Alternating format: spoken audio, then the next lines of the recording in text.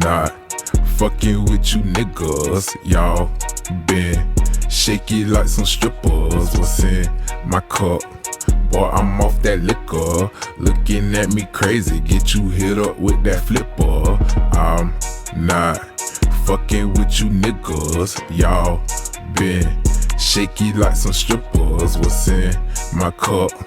Boy, I'm off that liquor. Looking at me crazy, get you hit up with that flipper. I'm not fucking with you niggas, don't care if y'all fuck with me. All up on the nigga page, tryna keep up with me. All in private talking down, but they know what's up with me. In my presence, show respect before that shit get ugly. I had some pussy niggas I had to cut off. What it is, what it ain't. It's your boy Low Key V. And it's your main man K3. And it's me, Mocha Banks. And this is Paid N Bazed. Kill. We supposed to do that shit. Everybody always ask that. When we do the outro, y'all can catch on. Alright, yeah. So yeah, man, we back in the building. We got some special guests in the house today. You know what I'm saying? So we got the main homie Jay in the building. Everybody give it up for Jay. And we got Rakim in the building. Everybody give it up for Rakim. What they do. Appreciate you. We got some Spring Park legends in the house, man. First and foremost. Yeah. Got some real ones in the house. It's this K3 people, so I think it would be let you do the honors, you know what I'm saying? Yeah. I appreciate y'all boys for coming through. You know what I'm saying? We done known each other for a long time. A long time. And it's only right we get on this couch and turn up. You know what I'm saying? So first and foremost, you know, by the time this come out, y'all event gonna be 2 days away. Sure. So just tell us about the Holloman Challenge. Basically, so the Holloman Challenge is something me and my brother put together probably 4 or 5 years ago. Basically, our sister passed away, and we was trying to find something to kind of put our pain into, so to speak. And so my brother started coming up with all kind of ideas. He always been real big at basketball and stuff. Got a bunch of records in the city. I played ball too, but I wasn't as good as him. And so that's what we did. We put our. You was nice though. Don't do that. Yeah. Don't do that. You know, I played the low role, but no, so we came up with this concept of having, people always say who the best anyway. Yeah. So we came up with a concept of doing that 1-on-1 with men. Then it went to women. Now we own women now with 2-on-2. But we done did 5 events. All of them been crazy. You can attest to that. You came to the last one, so brought the city out. Yeah, for sure. So everybody be there. White people, black people, Asian. All the hoopers, men, women. DJ. It'd be a nice event, and it's really through our motivation from losing our sister. So we put that pain into action and into the movement with it. You know what I'm saying? So, I like that. I love that. Yeah, that's real. That's where it came from. But yeah, man, basketball niggas green, man. I ain't gonna cap. That's why I never wanted to be no hooper, bro. Nigga, I love basketball. I'm trying to be really green, bro. But like niggas that eat, breathe, and sleep sports be green. Like they be green. Yeah. And I was scared of that. So you know what I'm saying? So I just never wanted. I mean, he could attest to that. This is my best friend over us. So. I just never really wanted to be an actual hooper. I was good enough to do, probably go. You was raw as fuck, but you ain't you was always joking and shit. Yeah. I just I ain't really care about it like Okay. that because I ain't want to be green. It was just green. It was like that nigga be green. You know what I'm saying? Yeah. Niggas with the ballers like tats. Green, dressed like a basketball player everywhere they go. You got shorts on that at the dinner. You know what I'm saying? Nigga wearing Nike Tech anywhere. Yeah, just calm down.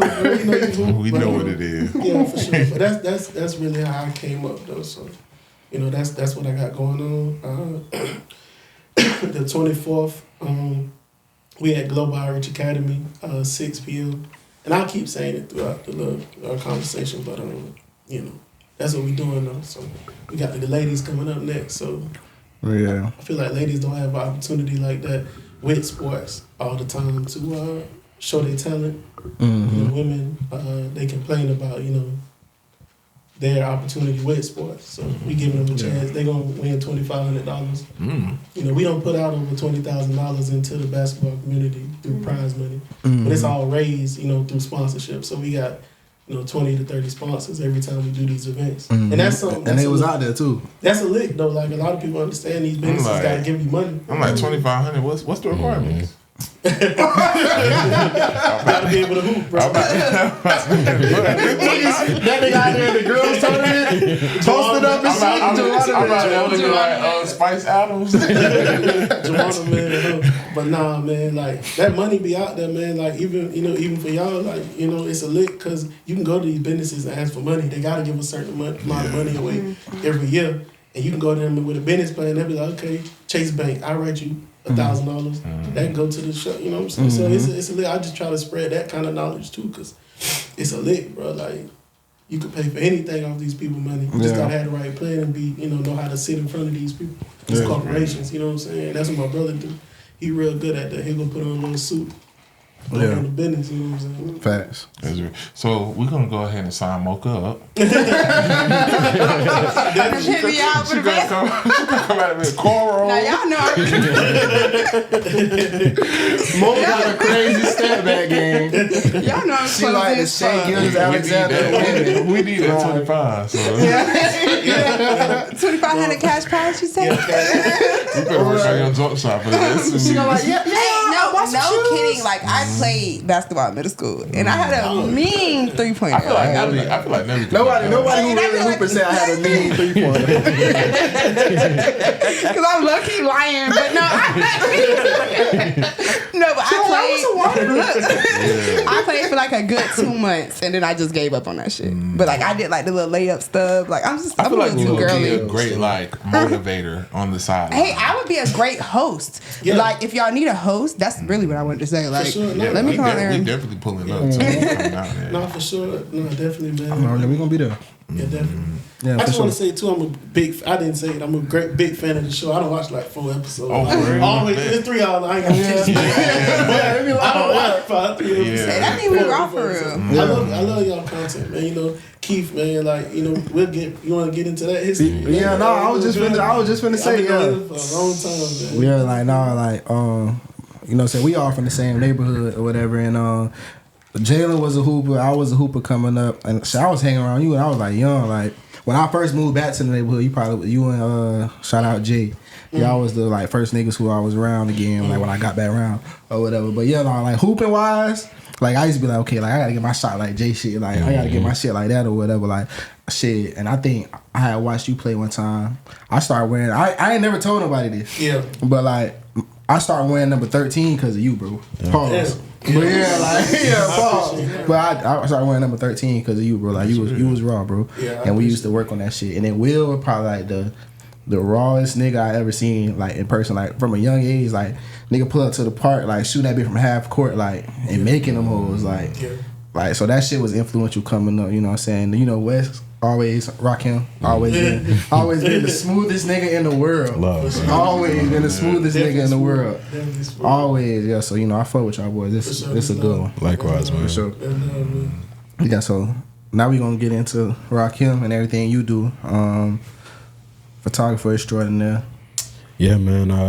To clear the confusion, my first name is Wes. A lot of people know me by Wes or Wesley, but one of my middle names is Rakim. And once I started living into my artistry chapter, so to speak, I just threw ism on the end of that. Ism is a practice, it's an ideology, it's the things that you live by. So Rakimism was fitting for me. I had a camera in my hand for 13 years, and I really just love to highlight, just passionate stories, especially if they have like a spiritual connotation to them. That's what I focus on. I grew up kind of more quiet than I am these days, so my way of expressing myself and letting people know how things affected me was through pictures, and that was heavily influenced by music. But these days, just turned 30. I don't know what y'all ages it is, but 30 is a very self-assuring age and energy that I'm basking in. So, just carrying it on, trying to expand my brand and whatnot. But I really appreciate y'all having us on. Just like he said, I watch the podcast from time to time. It's entertaining. Appreciate y'all. Yes, sir. Definitely. You was so smooth. Listen, you know how smooth you gotta be to have a cigar in your hand? I was like, oh shit.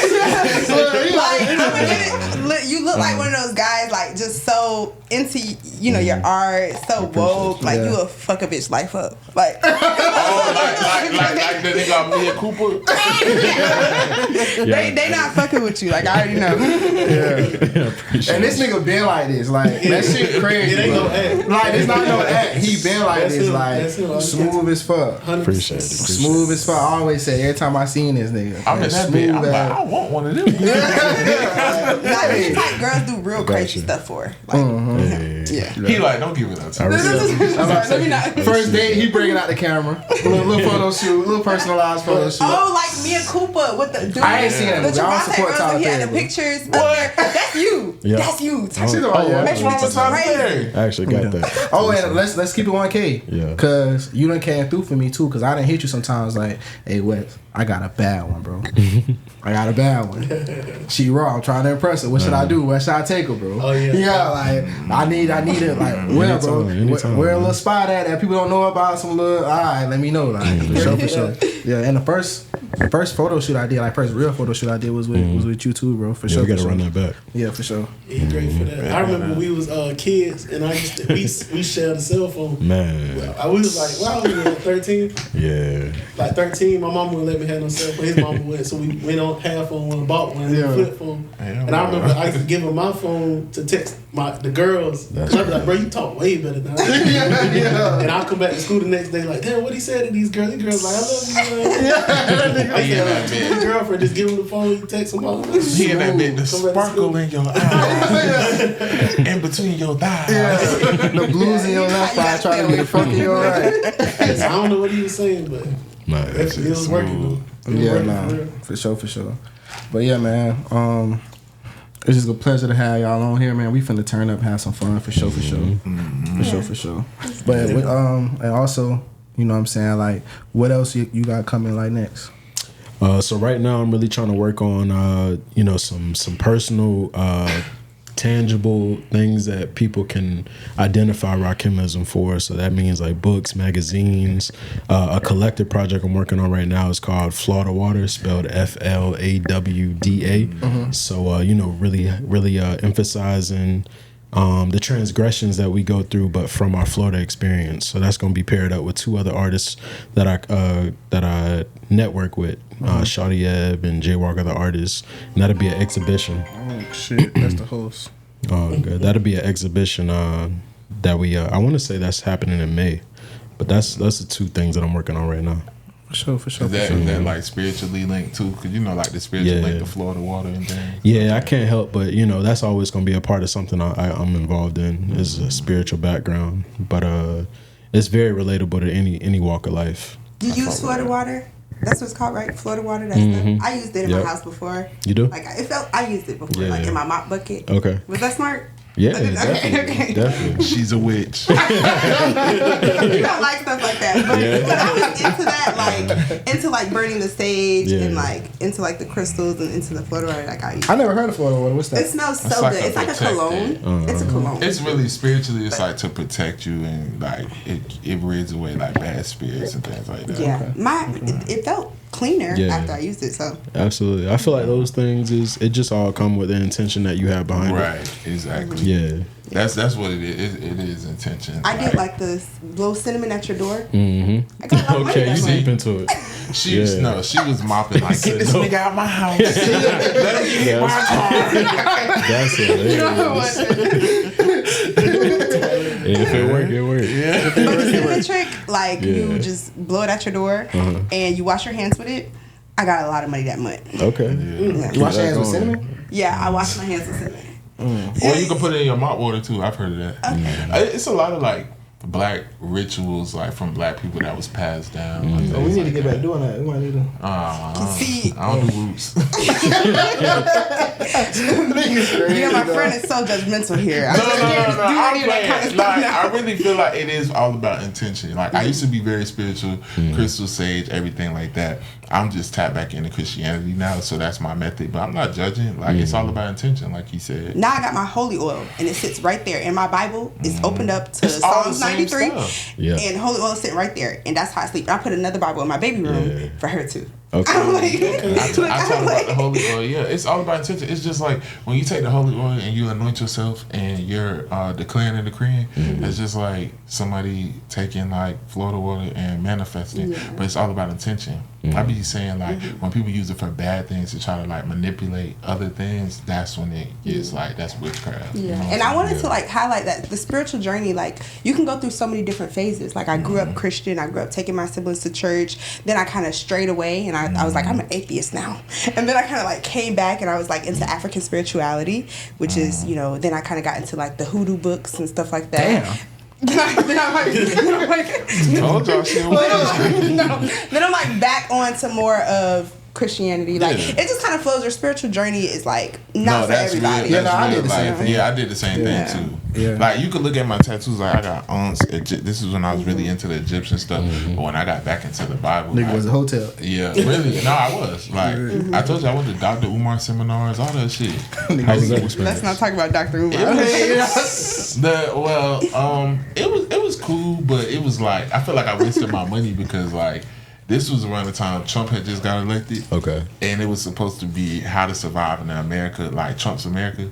And this nigga did not talk about Trump, not one time. Like he just talked about a whole bunch of other shit. And I was like, but other than that, it was cool. But she should know better than me because she just went to one like what last month? That's the one that the lady showed up tripping. No, it wasn't a lady that shut up. It was when he was talking about. He was talking about the kid who got in trouble and he's in jail for the autistic kid who beat up the teacher. Oh, like we were raising awareness for that. Yeah, that was Game Boy or some shit. Yeah. He shouldn't have went to jail for that, but yeah. I ain't seen it. Okay, and I checked out your page too because I had just seen you follow the podcast page. You really got some dope. I appreciate you. Dope artistry. Yeah, I Thank fuck you. with it. Yeah. I might need to get in there. Yeah, absolutely. Absolutely, I got you. Well, could you see me? I looked into your page a little bit ago as well. You know, I would lean into like the luxury, but just tell a story maybe you want to tell or put some fits on. Yeah, Heard that. we can get something going. Luxury, high class, What about me? Same thing, you know what I mean? Just same thing. ass and titties.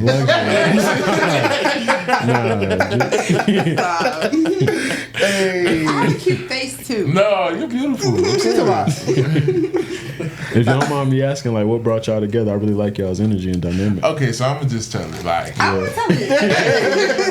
like they was just beating down my block like, you're so popular, like we just want to hang with you. Like, I tell you. On a serious note, I knew K3 since I was a kid. Like we went to the same elementary school, and like he said, like his brother is like my cousin, like his god brother is my cousin type thing. And then he knew V, so like they asked me to come on a podcast, and I came on as a guest, and like the vibe was just good. Like I was immediately, because I had been on other podcasts, but in other talk shows, but I was like, man, I like them. Like they are so cool, but I wasn't thinking nothing of it. So I was like just sending other podcast topics to their page or whatever, like just like kind of giving them like little clues or hints or like, oh, y'all could do this, like this would be wrong. And then next thing you know, like a week later, I get a call from them, and they were like, we would love to have you on. So then I started building a relationship with V as well. Hey, is that how that happened? Yes, y'all asked me. she leaving out some stuff Y'all asked me. too. She went through the Hollywood edition.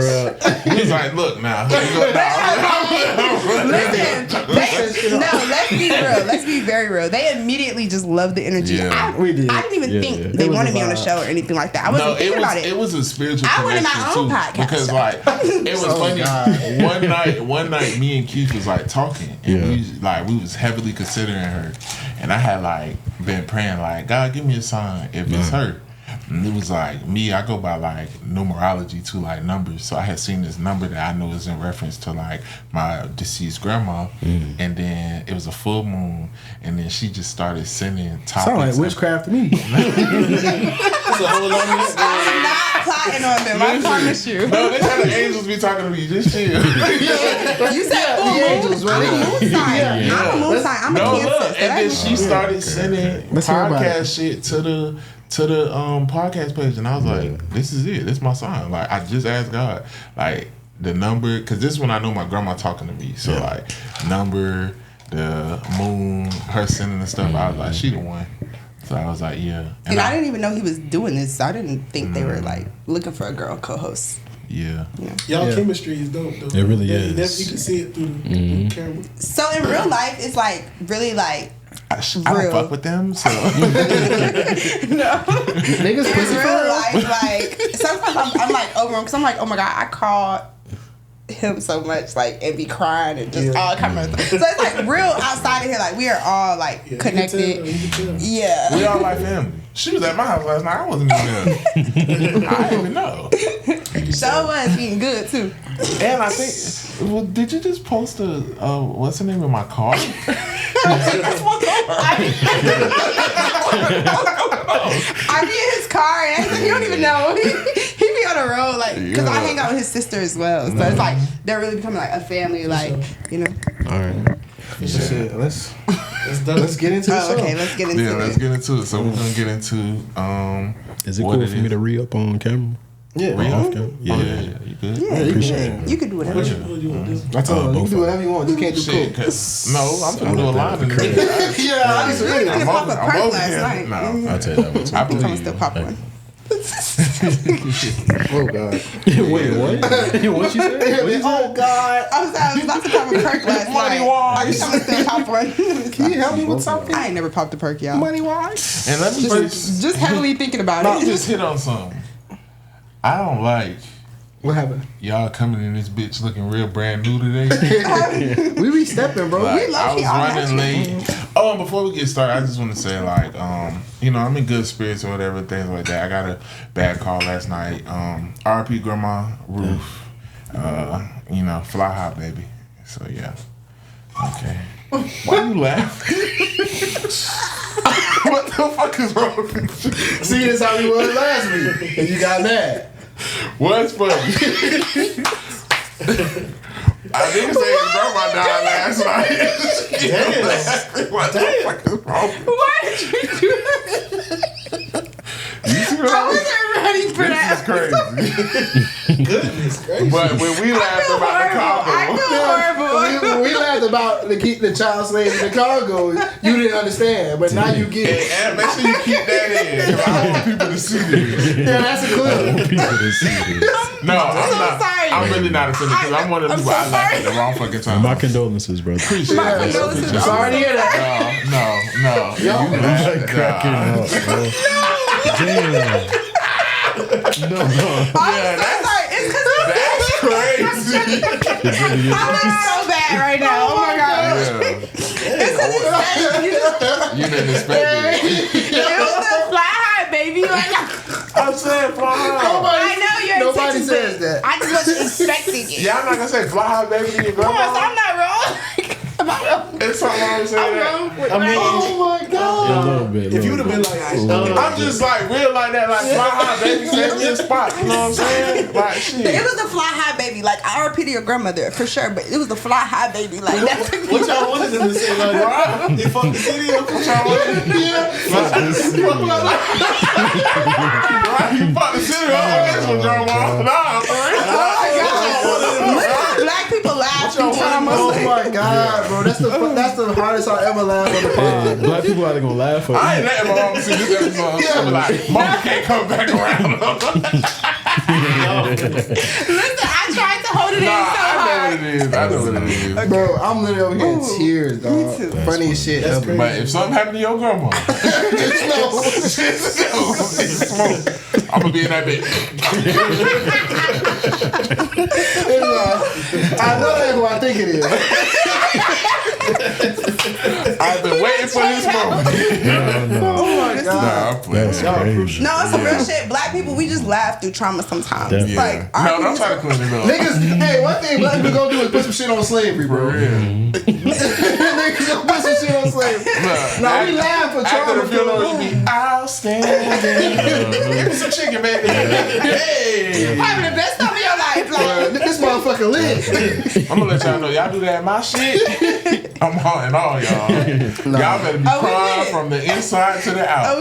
That repast food though, that's it's amazing. That shit be made with blood, sweat, and tears. And listen, Be crying in the chicken. Yeah. put crying on the put chicken. K3 at the back of my casket. If he a pallbearer, that nigga too small. oh my god, that was a good one. That was a good one. He can't be in the front.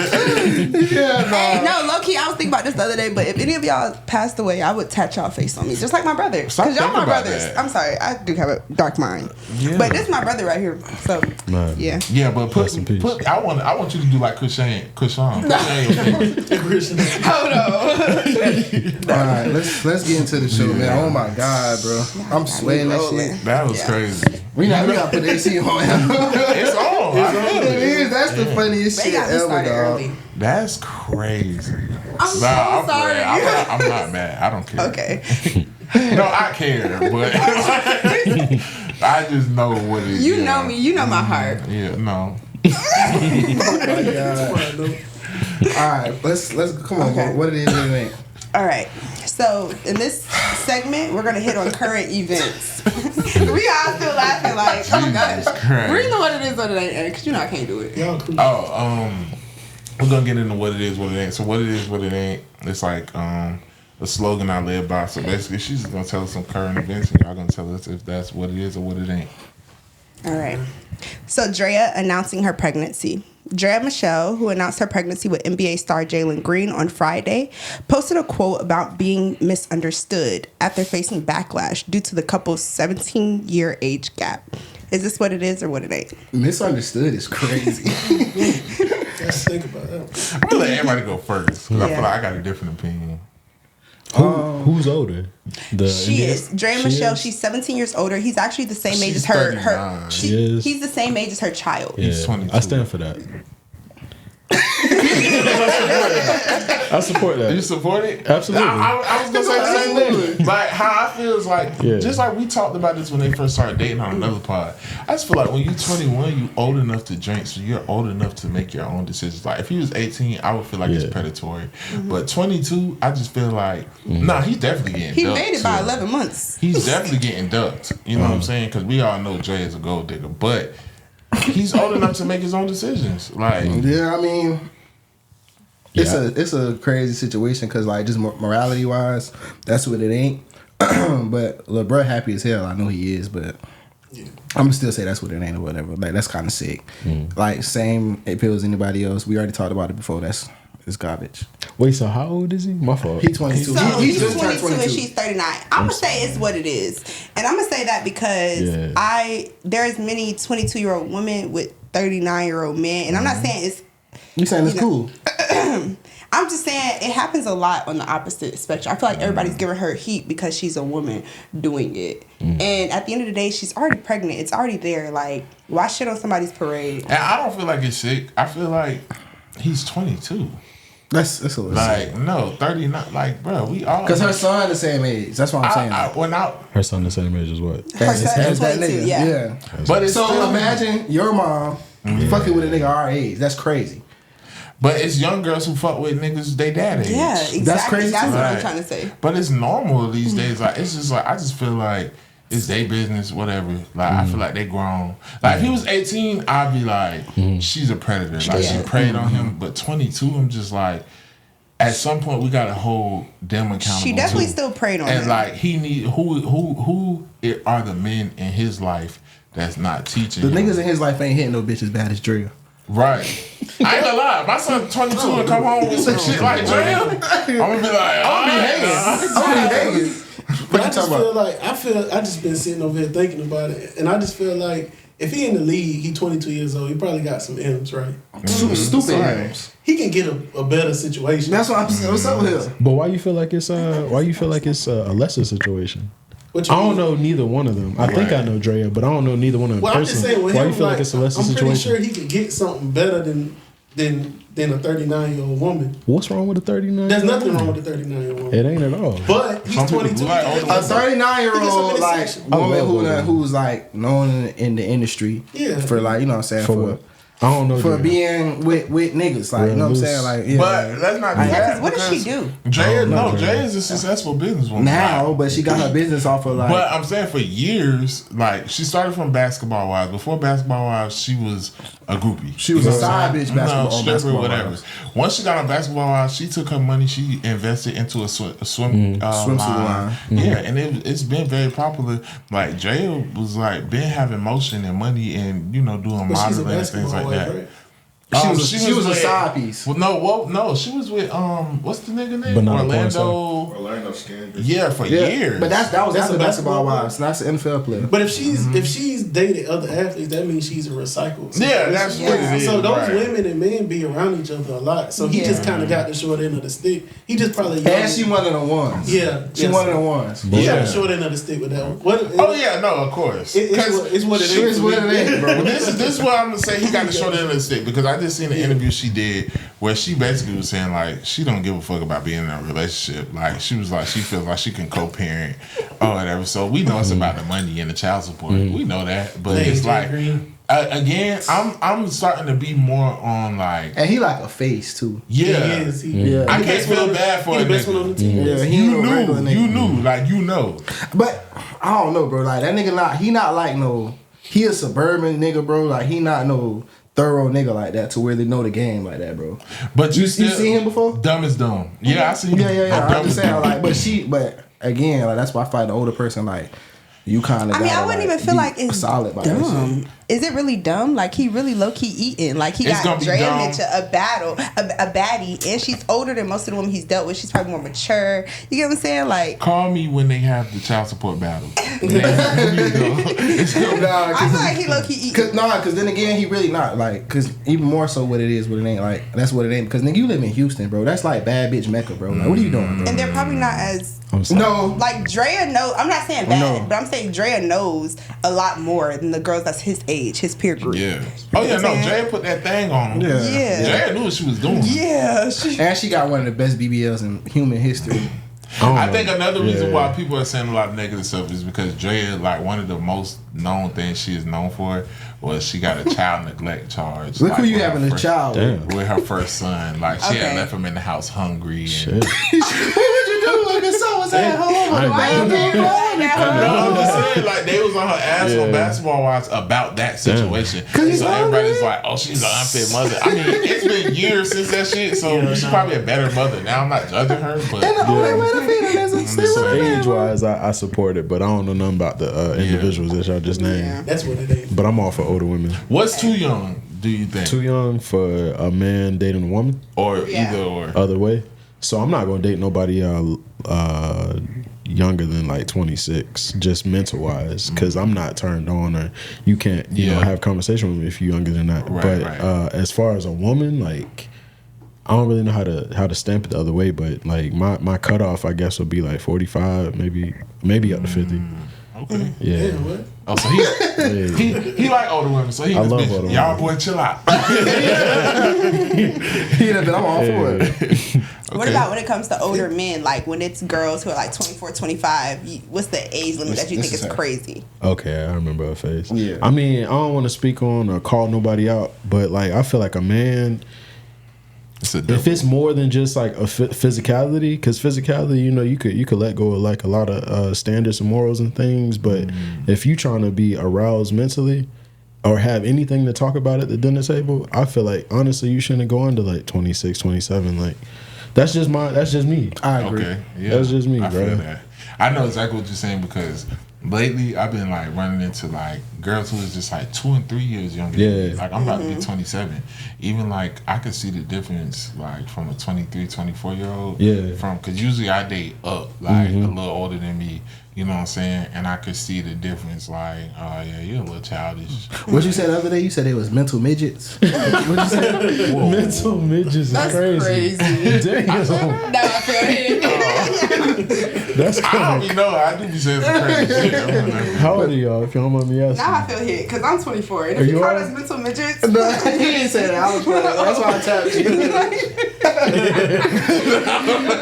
no, I'm 24. Yeah, I'm 28. Okay. I'm 26 going All on right. 27. So I guess I'm just not mature enough, guys. I think it just Damn, all you comes down to what 28? you want. I forgot your brother just passed. You old as fuck. Keith ain't 28, bro. You ain't 28. 28 is Yeah, that's his crazy. job. Oh, you pushing 30. Yeah. Damn, Yes, dog, sir. welcome to the club. For Yeah, real. no, that shit crazy. 28 sounds serious as fuck. What up, Pops? Yeah, That's why I call that nigga on. serious. Yes, sir. I'm not Monk over is the a mental good place to midget be. thing. Oh, yeah. I'm not over the mental midget thing. No, I ain't call No, that he ain't say that. But no, I definitely agree though. Like, I feel like mentally, like physically, like I go to 21. You know what I'm saying? But like, if we talking like mentally and shit, like to actually date you and be with you, you gotta be mature. Like, I say like once you hit 25 though, like that's when you kind of get that maturity level to where you be like, damn. Because I feel like at 25, everybody got an expectation of where they feel like they supposed to be. You know what I'm saying? So like that, like flick a switch in your head to where you start thinking about shit different, and that's enough time for you to really go through real life. You know what I'm saying? Or like some type of trial and tribulation should be on your own or something like that. So yeah. Sum it up. He trying to say 21 you can get fucked. 25. Basically. Yeah, 21 you can get fucked. 25 you can be mine, baby. What's happening? Sniper. Okay, so since you said originally it was sick, what age, when you get a certain age, what do 21 get cut off?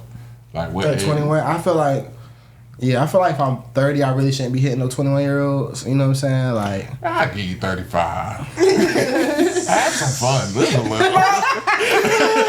I don't know. It's just gonna feel like No, I feel understand what you're saying, Once it's yeah. people who your age, and I look at you a certain type of way, because like it's like I said before, like when my little cousin hit like 20, it was like, oh, you 20. Like if a whole come to me, I'm thinking like, damn, you went to school with my little cousin. Like, like you know what I'm What it saying? remind me of is like when you used to suck your teeth at them niggas like, why you this old ass nigga? Yeah. Then you turn into High school, that. yeah. You turn into that, and it's like That used to piss me off. You try to get with a bitch in high school and shit. My man grown. Definitely. Like, Yeah. bitch, you're a victim. And then you see the nigga, you like, Old ass nigga. Green ass nigga.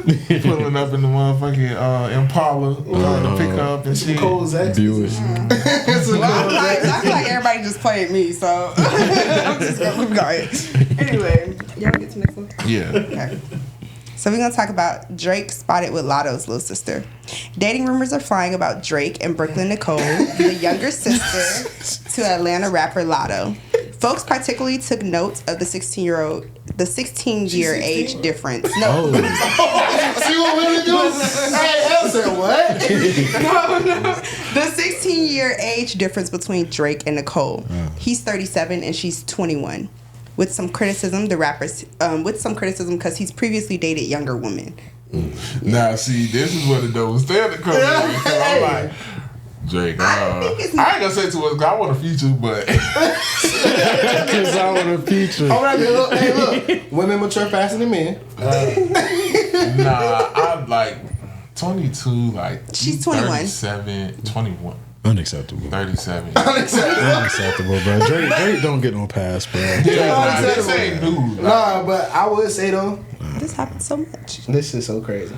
But I would say though, again, they might just be fucking. But no, you just said 30 is your cutoff. I know that's for me, but I'm just saying like they might just be fucking. Call him a sick ass nigga. Call him one of You're a sicko, bro, because you Drake. At the end of the day, you He a sicko. said it. He Yeah. said it. I need Yeah, that I don't rap. But this is my favorite rapper though. But you a sicko though. But also on top of that though, if they just fucking, I look at it differently as like you milking her. Like in a dread situation, like it's like a financial thing to where like you really finna get off on this shit. You know what I'm saying? Like you really using this shit as a come up type shit, as opposed to like a mutual But he situation where two promoted people it too, fucking. like the new song said, them Clayco girls. Yeah, you know that's that's Drake. He give it up. Then you in the restaurant.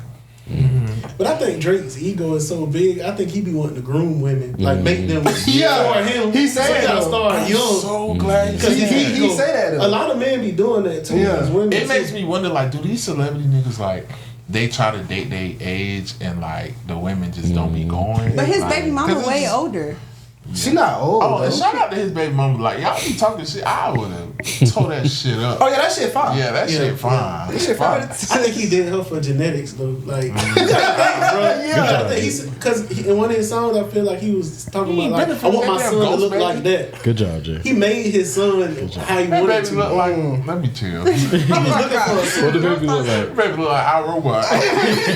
Drake is egotistical. That's why I'm saying I listen to a lot of Drake, so I just feel like he make his life however you want to make it. Yeah, I listen to him too. Like, yeah, like, and all like, He's egotistical. and this goes back to where like when he dropped the album. And he got so mad at Joe Budden because Joe Budden was like, bro, I don't want to hear about you rapping about how you keep falling out with 25-year-old hoes. Like, like, you know what I'm saying? Like, here we are, full circle. This is a 21-year-old, you know what I'm saying? Yeah. So, like, all jokes aside, is what it ain't, you know what I'm saying? But if it is a physical thing, I do look at it differently as opposed to, like, Dre kind of milking a young nigga, like, manipulating a young nigga with that good-ass pussy. I feel like it started getting weird with, like, the girl from Stranger Things. Like, bro, a lot of people keep saying yeah, he was, like, being real friendly with the little 11 from Stranger Things. Bro, like, what you on? It wasn't like that though, bro.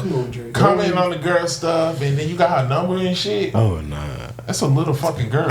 Come on, and I think sometimes we just like brush things off because people are celebrities. Like if a person's a weirdo, he's a weirdo. You get what I'm saying? But in this situation with Lotto's little sister, I feel like it is what it is. Get your bag, bitch. Why like, not Lotto? Yeah. Come on now. Because Lotto taking. I ain't gonna. Have y'all seen this girl?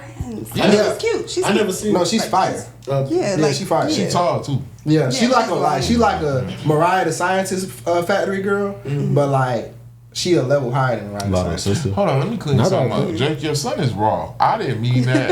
I need that feature. Your son raw little nigga, man. Wait, is he a little nigga? Is that? I like that song though. Yeah, that song he put out. Yeah, he did a good song. I like that song too. I looked at the whole video. That shit up. He a quadroon for sure. Yeah. A what? What is that? A quadroon, like he 1/4 black. All right, so a Florida school is threatening to expel a student because her mom's an OnlyFans model. An OnlyFans model was told that she had to withdraw her daughter from school immediately or delete her OnlyFans account. The student at the private school discovered the account and started to share it with peers. This caused disruption in the class, leading to the school administrators becoming aware of the mom's career choice. Is this what it is? Oh, that's her daughter's fault. Why the fuck you showing people your mom? No, that her daughter, the students, like her daughter's friends found her videos and started showing everybody in school. That's what it ain't. Like, what? Like, so sex workers can't let their kids go to school? Like, Yeah, that's definitely what it is. Because guess what? Like, if you go to the gas station with your daddy and he get his ass whooped and it's on World Star, they gonna teach you about that shit too. So you gonna kick them out for them getting their ass kicked on World Star? Like, that's what it ain't. Like, y'all need to control the students. Exactly. Why y'all kids on OnlyFans? I feel like it's very discriminatory. There's no reason that she should be having to pull her kid out of school just because of like what she does for work. I don't think it's right. But it do need to be a wake up call that your social media footprint will follow you wherever you go. So just think about that before, you know what I'm saying? Because I'm pretty sure there are a lot of like porn stars and people who regret things now that they kids got to be able to see things. Because that got to be traumatizing, like being able to go online and seeing your mom get clapped. Whoa. That's crazy. That's crazy. That is true. Damn. Yeah, especially like think about how niggas used to rank back in the day. Who's gonna go watch that shit? That's weird. I'm glad we missed that, boy. For real. Yeah, for sure. If my You gonna go watch that? if we in school, you got one joke, bitch, and it's up. And I think about it, like think about all the niggas who had fine mamas, like bro, Yeah. like, you know what I'm saying, like being able to like see like your homeboy like fine, or like somebody you go to school with, like oh this they mama, bro, their mama bad, and then you can just access that shit for like $7.99. That's a small fee, to, you know what I'm saying, to see the world. You know what I'm saying, like I'm gonna say that's what it ain't. Only way I would be okay with saying that's what it is if the OnlyFans was bad. Or she was doing some wild shit. Then it's like, yeah, like Get your kid out of school. yeah, get the kid out of school. Like, yeah, that's what it ain't for sure. Yeah, no, I don't think that's cool. Like again, even like we talked about it, instances where like teachers get fired for being OnlyFans models and shit. I think that's not cool either. You know what I'm saying? Like, cause what you do on your side time, like if it ain't trickling into the classroom, that's not the teacher's job, like to parent your fucking kid when they go home. Like at the end of the day, that's the parents' fault for them even being able to see that shit, get access to that shit, and all that type of shit. So in my opinion, like that's just what it ain't across the board. It would be crazy to see Mrs. Jones gobbling balls and shit. Like, that's crazy. Listen, well, let me clean it up a little bit. But I know some teachers who are eaters. You know what I'm saying? So and that being private. You know what I'm saying? And OnlyFans is behind a paywall, so technically that shit private. How do you find out your teacher on OnlyFans? You find her Instagram, your teacher thick as fuck. And teachers be thick as hell now. We in a new generation. Being grown, like, now, like, knowing, like, I done dated teachers and all, like, just knowing, like, damn, who our teachers possibly was outside of school. Mm-hmm. Like, but it's different now, because I feel like, it be like some badass teachers. All the teachers not be young. Mm-hmm. You know what I'm saying? Like, even like when I go to my son's school or something, like, all the teachers be young. Like, back in the day, like, we had, like, old ass teachers. Shout out to Pine Forest, man. We had old ass teachers, man. So it was just like, I don't. It's a different wave. So they gonna show old ladies ain't trying to deal with that bullshit. These kids bad as fuck. And they don't get paid enough. So making money on the side. Kids be RKOing teachers and shit. These kids different, man. Right. They different. You need them little young ghetto teachers these days. We had a substitute and they said, "Hey, I'm from out east." I said, "Oh, don't fuck with him." Like, let us sit down. Like the teachers who used to cuss back at the kids. Yeah. I mean, I didn't think this was the best topic because I knew it was gonna be all men today, but let's see how we hold it down because they be all. Gonna have to fight for my life again, y'all. Yeah. No, somebody told me today, it was like, I watched your episode and like, Mocha need another girl here. Like, y'all had her fucked up. Like, women are the choosers. Someone just said that today. They were like, yeah, they do, but you be holding it down, Mo. But they be double teaming you. I ain't gonna lie. I was in that bit. I was prepared. I was prepared for them to be on my ass. They was in the comments, yeah, fuck Obama. No, because on the women are the choosers, I thought everybody was going to be on my ass because y'all shut me down. Like, I just said something so stupid. But even men was in the comments like, yeah, women are the choosers. Like, them niggas trying to fuck. No, every man I see comment said the same thing. Every man was like, women choose to get their cheeks clapped. And men choose the marriage. No, but it was women. It was people. Come on now. That was like real divided. It was like 50-50. I gotta go back. So yeah. I don't be just saying stupid stuff now. Oh, y'all go back. I'm not saying that. You are very intelligent. For this topic, I just, I'm ready. What's the topic, man? Let's get into it. So, basically, the topic is: are women smarter than men? I came up with this topic because I just think it's a good question because I feel like that's something that people always say, like, women are smarter than men. You know what I'm saying? I say yes. I say women are smarter than men. And I actually agree with it too. And I told you that. Yeah. I agree as well. I feel like bitches really be dumb for real. At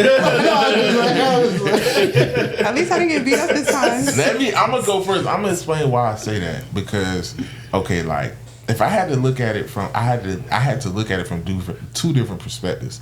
If I looked at it just from like me looking into myself, I'd be like, nah, women are smarter than men because of the type of man that I am. Like, I feel like I'm very intelligent. I feel like majority of the women that I run into, I'm either equally as smart or I may know a little more than them, and I kind of like pour into women and teach them things. But then, so that, going off my own experience, I'd be like, nah, I don't feel like women smarter than men. Like, I don't run into too many women that I feel like are smarter than me. I feel like they're equally as smart or we like on the same level. But then I get into a room full of niggas. And I'd be like, oh.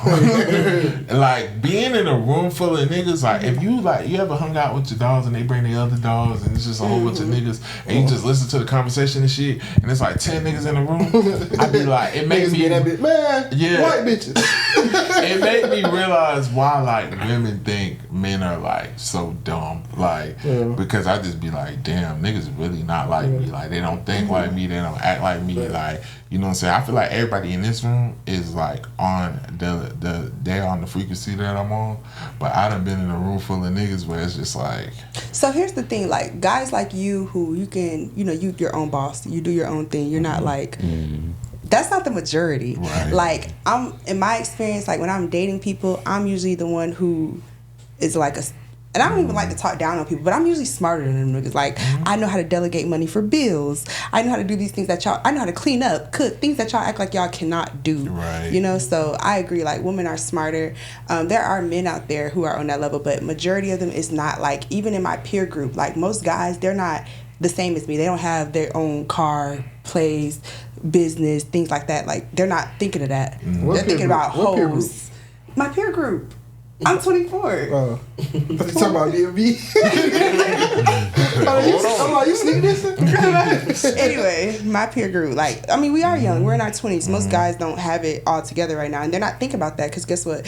They might be on pussy and other shit and drugs and this new dude, he my homeboy op. Like, so it's like the guys that are around my age, like, I'm definitely smarter than them. I agree. Yeah. And what do you think with men like that? Like, where do you think it goes wrong? Do you think it starts with their mom? What do you think?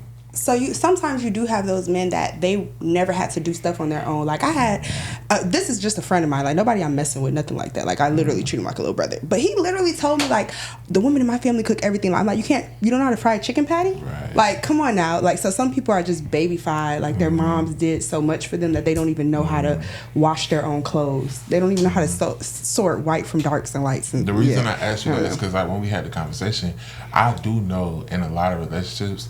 Like women have to like you saying like you dating a nigga and he working. A lot of women do have to delegate the money and the bills because the nigga he just don't know how to. And like remember I told you I never been in a situation like that. Like I'll give a bitch my check quick. I ain't gonna hold you. In every relationship, the guy gives me his check and I delegate it. That type of guy. Every single relationship, and it's like but how much I have to. Handle that. Yeah, it's like I have to be the one to do that. So as a woman, you're a mom most of the time because I'm a mom. I'm a freaking bookkeeper. I'm an assistant. I'm all of these things, and men just have to do one thing. Provide. And half the time they don't even want to do that. Like they don't even know how to do it. But see, I'm like this. I do want a wife where she can like balance the books and take care of the bills and I can just give her the money. But I think a lot of niggas who do it is because like women feel like they have to delegate because the nigga is bad with money. So like he'll go smoke and drink it up and do all this shit and be on the block gambling and then come back and be like my check. Yeah, wackos. Yeah, guys have bad habits. But like I said, still to this day I haven't experienced a guy like how you're saying you are. Like you do everything on your own. I have never experienced that. Anytime it's like kind of like I'm wearing the pants, but I'm letting the man wear the pants. You know what I'm saying? Like I've been in relationships where it's like the girls told me like, damn, I never dealt with a nigga who stand on business like you because like oh my god. Nah, I'm being for real. I'm being dead ass. Nah, I'm for real because like I'm not one of them ones like I give you money, but I'm like ass? No, for real. I'm not trying to hype myself up. I'm very responsible in that area. Like when it comes to money and shit like that, the only person I can say that delegates bills for me is probably my mama. Like, okay, so you got your mama. Your mama's taking that role, but a lot of these guys they don't have that, so they depend on their girl to do all of that stuff. I'm not hyping myself up. Y'all can do a background check. Nah, it's funny though. She's like, yo, no. She's like, yeah, I never been like a real ass nigga. Like, you the realest nigga I ever seen in my life, bro. This is my friend. Like he tells me like how I support you, bro. I do this shit every week, bro. I be like, hey, Mo, you be around now. Do I stand on business? He stands on, because listen, like when he be talking to me and I'm telling him like the kind of guys I deal with, it just don't be matching. I'm like, hold on. Okay. Because hold on, they don't. What's your, tell me your name one more time. V. Let's give V his flowers. He stand on business. Mama, you did a good job. He definitely, I ain't gonna lie, my dog definitely stand on business. But that was just crazy. I never met a nigga that stand on business like you before. Like, okay, like it's just like remember when you said like a girl like turned you up because like she cried because you had gave her some flowers and shit. Like last year. Why you gotta say that? No, I'm just saying last year like that is a red flag. I had to come through because this girl family flaked on her to move. I moved the whole house by myself. And she just like that's wrong. See, niggas be acting like they can't pick up a couch. I got the rental, everything. She just like I never dealt with a nigga like you. Like I'm just like on one hand it's like damn. You never had nobody help you move, baby? But y'all mind if I ask y'all a question on what you just said? I ain't gonna speak on my own experience, but like I feel like what you just said, like when women congratulate you or get really close to you because of they ain't never dealt with that before, I feel like that has nothing to do with who you are. And I don't want to speak, but I feel like, you know, with myself, I I don't want nobody to like grow close to me because you're dealing with me out of you know, you haven't experienced this in your life. Like that has what you haven't having a lack of in your life has nothing to do with who I am as an individual. And it's sometimes it's scary and not the good thing to be the first nigga. Exactly. To be I was just gonna say, being the first good nigga. It's not just to say like just trust me, that girl that I was just talking about. It's like people become codependent on you. Exactly. It's like when men, like, you know, I'm a very nurturing type of person. When they haven't experienced that, or like you know what I'm saying, like they just cling on to that, and it's kind of like now you're depending on me to help you. It's too much. Or sometimes women will convince themselves that you have an ulterior motive. Like, that too. Oh, there's no good niggas like this. I was just finna say, just to piggyback on what you said, that's something I feel like as a man you gotta learn. Yeah, you know what I'm saying? Because like you'll be like, damn, like you'll be tripping to yourself like, damn, like should I not be moving like this or whatever? Like, and I'll say like, as a nigga, like the worst situation I ever been with a woman was like having to prove that I was myself. You know what I'm saying? Exactly. Like that was the hardest shell, but like that was the way you said. I like the way you said that. For sure. Because girls will do that. It's like, oh, you're doing this. Like, it's too good to be true. You got to be doing something. You got to be, and then they start projecting all that stuff. If you start doing all that now, like, what you used to get trained or something? Like, is this a whole doing red flag? Red flag. Or like I've been with a woman who like everything I did like out of love and stuff. She's like, oh, it's just because you like fucking on me. I'm like, that too, but but that's just a part of being in a relationship. Like me taking care of you, like, you know what I'm saying? It was almost like I was basically getting the backlash from what the last nigga did. Exactly. So it's just like, that's why I be talking to you about like when that man does come around and fulfills you in all of those areas that you're looking for, because you felt like you haven't dealt with like a real stepper and shit. I love that y'all got the relationship. That's beautiful. That's beautiful. Because I feel like the niggas you fuck with are some bum ass niggas, and that's a real nigga. I just want to let you know. Oh my god! Why did you just do? No, I'm not saying it like that. All right, let me clean it up. God damn. You know, Fucker, you be on here saying like, I be talking mess, but no, I'm just saying I be telling you. You know how the like, niggas you fuck with are losers. All right, let me clean it up. Okay, so here's what I think it is. Like sometimes I'm a super ambitious type of girl, and I do a lot of things. I'm kind of hyper independent, so a lot of people just can't match that. That's what I'm saying. That's what it is. And I'm not saying like every nigga I dealt with is a bum ass nigga. It's just kind of like niggas ain't fucking with me. That's what it is. Okay, and that's what I'm saying. So when you find that guy who comes through and he's stepping and all I be trying to tell you is, because you feel like you haven't dealt with it yet, you have to train yourself now mentally, because you can run him off, because you'll feel like I do everything on my own. Yeah, like, and when you got a real masculine man, and then you trying to match masculine energy, like, I don't need no nigga. Yeah, deuces. I mean, I would say like that. Thank you for that. Like that's real. You know what I'm saying? Because like I'm so stuck in this. I'm so stuck in this mindset, or like what I've been experiencing, like survival mode, things like that. I feel like when that time does come in, it's going to be kind of hard for me to adjust. It's going to feel a little weird. Like I'm not used to that. And then like some girls also think it's a manipulation tactic. Like, oh, you're trying to control me. But a man who is naturally a provider, protecting things like that, he is going to be more dominant in those areas. So that doesn't mean he's trying to control you, but it just may be a different experience, and just be more open to it. You gonna know when a nigga trying to control you. If a nigga start telling you what to wear and what not to wear, that's controlling. But if a nigga just telling you like, nah, we gotta move like this, move like that. Yeah, because the one guy I was talking to, he said I would look good in a hijab and covered all the way up. Oh no, Because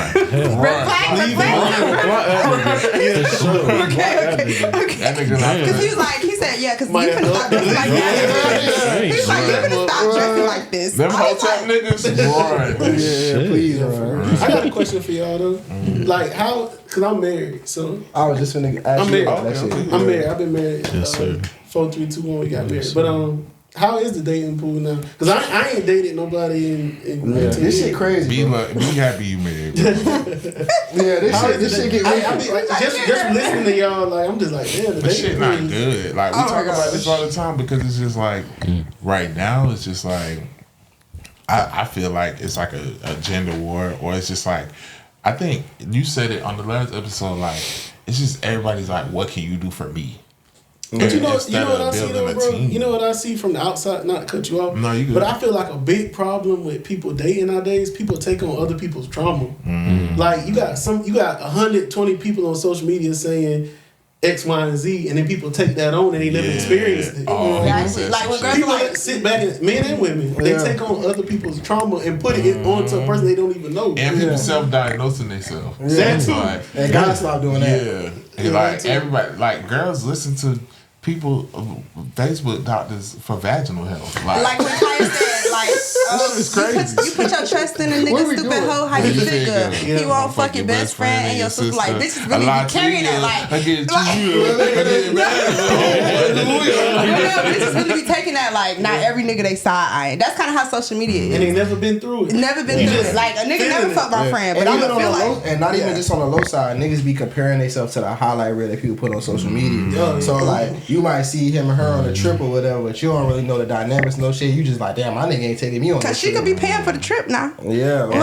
Let's talk about it. Social media is very prevalent in like just your mentality. Cause I could be in a relationship and watch some shit of a bitch cheating on her boyfriend. I'd be like, what is this bitch doing? I done fucked up my day. Like, what if my bitch doing like this? Unlimited access to bad bitches too. That fuck you up too. Yeah. And it's important what you said, like on social media, like you have these people with 500,000 followers, but in real life they don't have their place, no car, no nothing. You get what I'm saying? So it's this facade, like y'all see these bad bitches, quote unquote, but in real life they got bacterial vaginosis. Real life down bad bitches. Exactly. And I think like, we learning that too, just from being in the industry. Like we just like networking, and it's not to talk down on anybody, but it's a lot of people. I had to really learn, like, don't compare yourself to anybody on social media, and never think people are never gonna show the bad. They only gonna show, you know, because it done been. You'll see a nigga with VVs, this, that, and then you get around him. That's his big homie chain. Nigga ain't got no car. That shit don't bling blah like that. Exactly. That shit be. People priorities be fucked up for what they'll do to flex for the gram. Definitely. and I would say that, like, I'm not a big social media person. Like, I don't have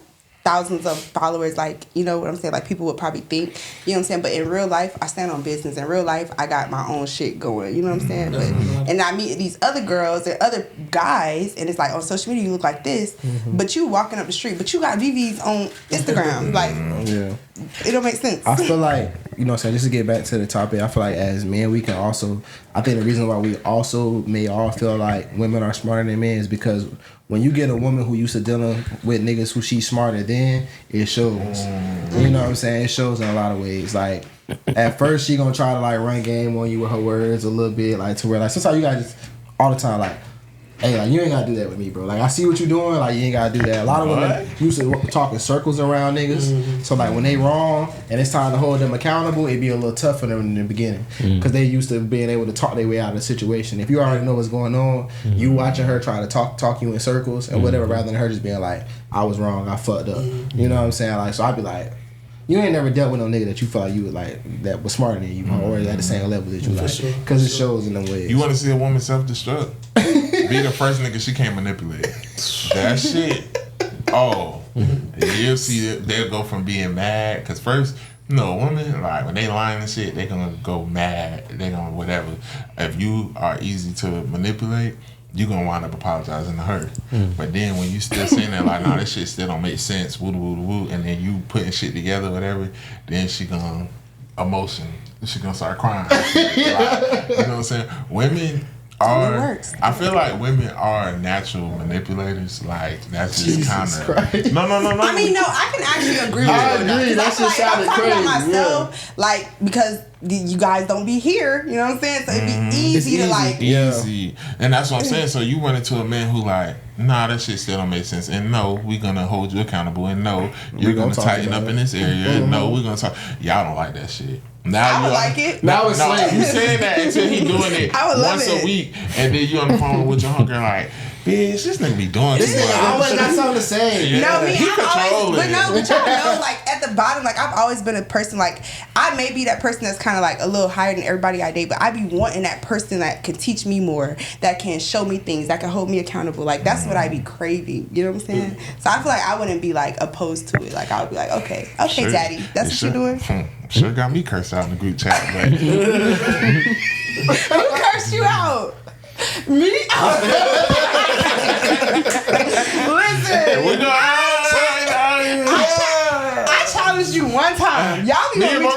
little smoke. You know what I'm saying? I challenged him one time, and now I'm just unruly, huh? Yeah, we was about to get that paint for real. Because y'all can debate all the time, but the moment I speak up and say something to challenge, now it's one we day. Sexist. One day. Yeah, they very sexist. No, one day, me and Keith was going at it for like an hour in the group chat one day. And Bo can't kill. And I didn't care. I didn't say nothing. But the moment I started challenging you, both of y'all. Oh, it was you. No, it was not double team you. Okay. We'll talk about it. I feel like my reason for thinking that women are smarter than men, and it's not to be a pick me or anything. I feel like because women are able to naturally and like just by way of nature tap into their emotions the way that men aren't. Like men are logic first and last. Just that little bit more insight that I feel like God like inclines for us humans to be. I feel like that's why women are a little bit more smarter. I love that you said that too, because I be saying the same thing. Like everybody's like, oh, be logical, be P, especially in this world. That's what they love saying. But it's like having that emotional connection, having that emotional intelligence is what kind of boosts us up a little bit. Yeah, I feel that way. Like if there was no women on the planet, then probably what I said would be void. But the fact that y'all are here as well, but somebody could use you gotta include that. The emotions. That you said that. Like a nigga could say the emotions is why y'all not smarter. Oh, and he says it all the time. No. I'm just saying. You're just speaking emotional. Yeah. Okay. I'm just saying because sometimes when the emotions is involved, y'all make the wrong decisions. Like busting a nigga windows out his car, or you know what I'm saying? Nigga be dealing with some crazy. But like sometimes I'll say something and you'll be like, oh, that's an emotional response. And it's like, okay, I'm gonna be real. I'm gonna be very vulnerable here for other women that are like me. Like for a long time, I would hate like myself. I would hate the way that I am. Like I'm so emotional. Why am I like this? Why can't I just think logically? That's getting better. Yeah. Nigga spit the block for his What you talking about? Oh yeah, you so hard. Oh yeah. Oh my God. No, but for real, like let's talk about other lives. Y'all are horrible. But I hated how I was. I hated how much I cared or whatever. But then I realized like that's my superpower. You know, that's why I can go out here and create a nonprofit, give kids, give back. You know, that's my superpower. So I think when I say like, oh, you being emotional, that's what it goes into play. Why it could be used as the argument of, maybe like, because I feel like in those moments, all logic goes out the window. So it's like, if we are having a debate, just because you are emotionally feeling a way about something, that doesn't mean that logically or factually you're right. Yeah. You know what I'm saying? It's just your emotion. So I'd be like, okay, that's your opinion, that's the emotion, but what we talking about at hand is this. So anytime I say that's just an emotion, I'm not downplaying your emotions, because I'm an emotional man myself. But sometimes I'd be like, all right, Mo, but that's not what I'm asking you. I'm just asking you the simple facts. I ain't asking you about. So I want to ask you, like all of you, because you're men, I want to ask y'all, like, because sometimes I can't understand y'all. Like, I can't understand, how do you not feel this? You know what I'm saying? So how could, like, I implement more logic into my life, or just that, like, so it's a balance, because, like, I feel like everybody gives me that flat, like, you're so emotional. I'm a Cancer, too. Like, everybody just gives me that. So how can I balance that out? Like, how do y'all think the way y'all think? I think as men, we just had to learn at an early age. We are emotional too. We just had to learn to mask it, because it's like when you're too emotional of a man, it's like you are scrutinized for that. Like they either call you gay or things like that. Like tighten up, bro. You got to be tough, whatever. So especially as a black man, so from an early age, it's like we are taught to be tough. I say all the time, I was a very emotional child. I used to cry. People couldn't yell at me, things like that. And because my brother and them used to be like, stop acting like that, you're gonna be gay, and like hit me and stuff, it like made me toughen up to where I'm at a place where it's like my mom say I'm her least affectionate child. I don't even like hugging and stuff. So you're saying I should mask my emotions? No, that's not what I'm saying. No, you're a woman. I feel like you should continue to be a woman and bask in your femininity. Like we all know women are emotional. Like I don't think I've ever told you need to stop being so emotional. I think you should stop caring so much what other people think. I think so your question is say the question one more time. Like so I can understand. So like I get a lot of comments like, oh, you're emotional, like I'm kind of always in that feeling or that feminine bag to where like sometimes I don't understand men. I don't understand y'all. Like, how do you think so this way when it's like I feel all of these ways? Like, how y'all don't, like, how do you master? How do you become a little more logical? I need to balance it out more. I can only like maybe speak from my experiences because like I said, I'm married and stuff. One thing that I had always thought about, like when I was dating my wife and things of that nature, was do I care about this woman more than I love her? I feel like love is a flawed emotion. When you show love to something, love can be, you know, it's not perfect. But when you actually care about somebody, I think that's the more genuine feeling. You know? So if you can find a man that cares about you more than they love you, I think personally that's the way that, you know, you would know. Like, does that nigga really care about you? Authentically. Not love, because love, people do crazy shit for love. Right. But does he care about you enough to know you're emotional and he can handle that? I don't know if the answer is because with care comes consideration. So I think that's always been my motto with that type of shit. To take what Jay just said, like, it might not make sense, but I might feel that my JEA bill shouldn't be a certain price, but if I care about my JEA being paid and me being able to do what, you know, JEA allows me to do in my house, I'm gonna pay it, attend to it. You know what I'm saying?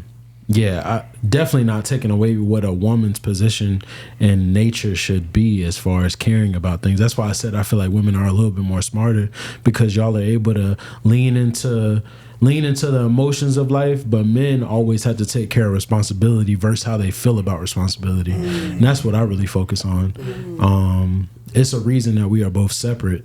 But yeah, I think it's a privilege that women are able to feel as much as they do about situations, and it gives men a lot more insight on things. That's why I say that they're smarter. It's not saying that one or the other is more superior, but the fact that women can lean into their femininity and feel about a situation, that's a whole nother spectrum that I might not have the privilege or opportunity or experience to make about a decision, because I'm so focused on, you know, fixing it. Results. Men are always trying to fix something first, but lately in my experience, I've been learning a lot of times I just need to listen to what a person is saying. I'm not trying. My default is to fix it so it can be over with.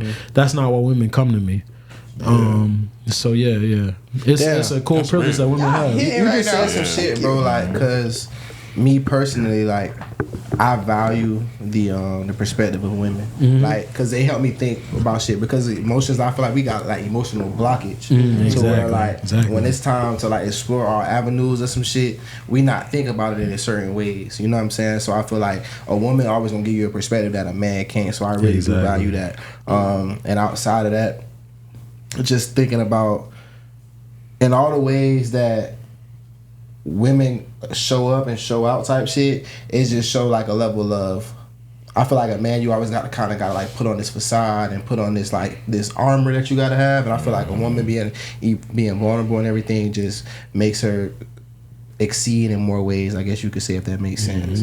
And even like in relationships, like I like the woman, which is how you also end up with crazy bitches. Is that I like a woman who is like stand tall in her emotion, because that's the woman that really like that you don't ever gotta wonder about, gotta worry about. Like, she always gonna come to you. Like, those type of people be special people who like lean more on emotion than logic. They be the special type of people. So it's a thin line between that shit. And if a woman don't know how to release her emotion, she gonna release it somewhere else. Not saying that's exactly in the form of cheating or anything like that, but if you don't allow, if women don't feel like they can be emotionally vulnerable, they gonna find another way to do that, and that may not be healthy. That's not really what you want. Not saying if it's even physically cheating. It could be drugs. It could be it's gonna be anything. It could be, or it could be her just like. It could be being lazy. Shit on you. It could be being lazy. I don't want to go to work because she's emotionally like, fuck, I ain't finna make no money. Like, I'm fucked up mentally. Like, I can't go to work. I think where it be fucked up is like, I like a very feminine woman too. And I like an emotional woman too. But as men, sometimes we confuse these women, because if it's a woman that you quote unquote might just be wasting time with, or you don't want to be with, you will make her feel like her emotions are too much. You'll make her feel crazy. Because you don't want to deal with that, because I'm not into you like that. But if I'm in love with you, I'm not really want to be with you and things like that, then I'm like, Yeah, I need emotion because I don't like a woman who acts like she don't give a fuck about nothing. Yeah. That Nigga don't want no stoic woman. Yeah, that turns crazy. me off. Like when you're just like, I don't care. I don't care about nothing. I don't care. I'm Pete. I don't give. Like, I'm like, ew, get out of here. Also though, why I feel like logic is really still important, and it's hard to deal with a woman who like throw out all logic. You know what I'm saying? Because I feel like as a man, like logic is what allows me to give people grace. You know what I'm saying? So like, because you understand like where they may be coming from or why they may even feel the way they feel. So me personally, I am somebody, I'm emotional, but my thinking is way more logic. Like I feel everything, but my actions are gonna be based off my logic. So when like, even like when I'm dealing with a woman and she come to me and she have an issue or whatever, or even if she blow up or do some shit that I don't really fuck with, I can sit back and think like, okay, logically, I can see how you got here and I can see why you did this. I may not agree with it, but I can understand it and that'll help me assess the situation better. Where I feel like as if it's a woman and she just thinking emotionally, and if I do some shit, you just thinking of, oh, how I made you feel, but you're not thinking of how like, I might have thought about it this way, and I made a mistake, and this wasn't me actually trying to make you feel some type of way, because just because you feel some type of way, that don't mean somebody did something to you. You know what I'm saying? So I feel like that kind of create a level of grace that is needed with logic. I feel like with emotion, they don't leave a lot of room for grace. For sure. Yeah. That's real too. And that's what being logical, like, it's like you need logic with emotion. You need both. Because it's like too much emotion, you can be delusional. But too much logic is like you kind of like sociopath. No, I can agree. Like sometimes when I'm very like if I feel like a person did something, then like now I'm gonna be like that's a horrible person. Like in the moment, like I'm gonna feel like oh I hate this person. That's a horrible person. But after some time using logic and actually thinking about things, you just kind of like take accountability for your own actions and just kind of like okay, a person probably doesn't. They're not trying to intentionally hurt you. You know what I'm saying? Them. It's just them. Yeah. Yeah. I feel like if you emotional, like you more likely to have main character syndrome too. So now you really just feeling like everything that happened or happened around you or to you or with you is like just coming from. I don't give a fuck. That's me. This is my world. Y'all living in. Yeah, I'm main character. So like you trying me? Like okay. Like, if the grocery store clerk look a little way, I'm like, there's some haters in this bitch, boy. No, like just our dynamic though. Like us three, like how we talk all the time. Like I'm the one who like super like logical, bro. Like nah, bro, it's not really all that, bro. Yeah, we go back and forth. We go back and forth all the time. And I be like, nah, they did. He be like, everything in about. I be like, fuck all that. I know, but it has been times too where I'm feeling the way he think of it in a more logical approach, and then later on I'd be like, bruh, see, I told you. You know what I'm saying? But there end up being ways where he has calmed me down, where it's like, nah, I don't think it's that. And he right, like, but that's why y'all gonna be friends forever. Yeah, you need the balance. Yeah. And sometimes when you God's chosen, I don't care what you think. If I feel like this is what's happening, then that's what's happening. Real spiritual. Like, I'm very spiritual. I be feeling so I'm like, fuck what he talking about. I'm telling you. I know they did. I know they did that shit on purpose. No, watch them. No. Yeah, because they was talking about me. Because he shut us down real quick. He be like, nah, I don't think. I be like, fuck out of here. You're like, fuck that. You're like, where the smoke at? Yeah, because I'm gonna go with my intuition every time. Yeah. So I think that was a really good topic. Yeah, definitely. What's your next topic? So my next topic, and I wanted to talk about this with men, you know, so setting boundaries and guarding your heart. How do y'all feel about that topic? And I just want to say, I want to say you gotta tell women you don't want a relationship and just do relationship shit.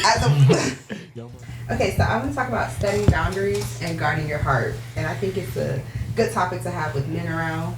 I feel like as a woman, boundaries are needed, and sometimes it takes us a long time to get to that place. Like for me personally, it took me a long time to understand why boundaries are important. After people done played so many fucking times.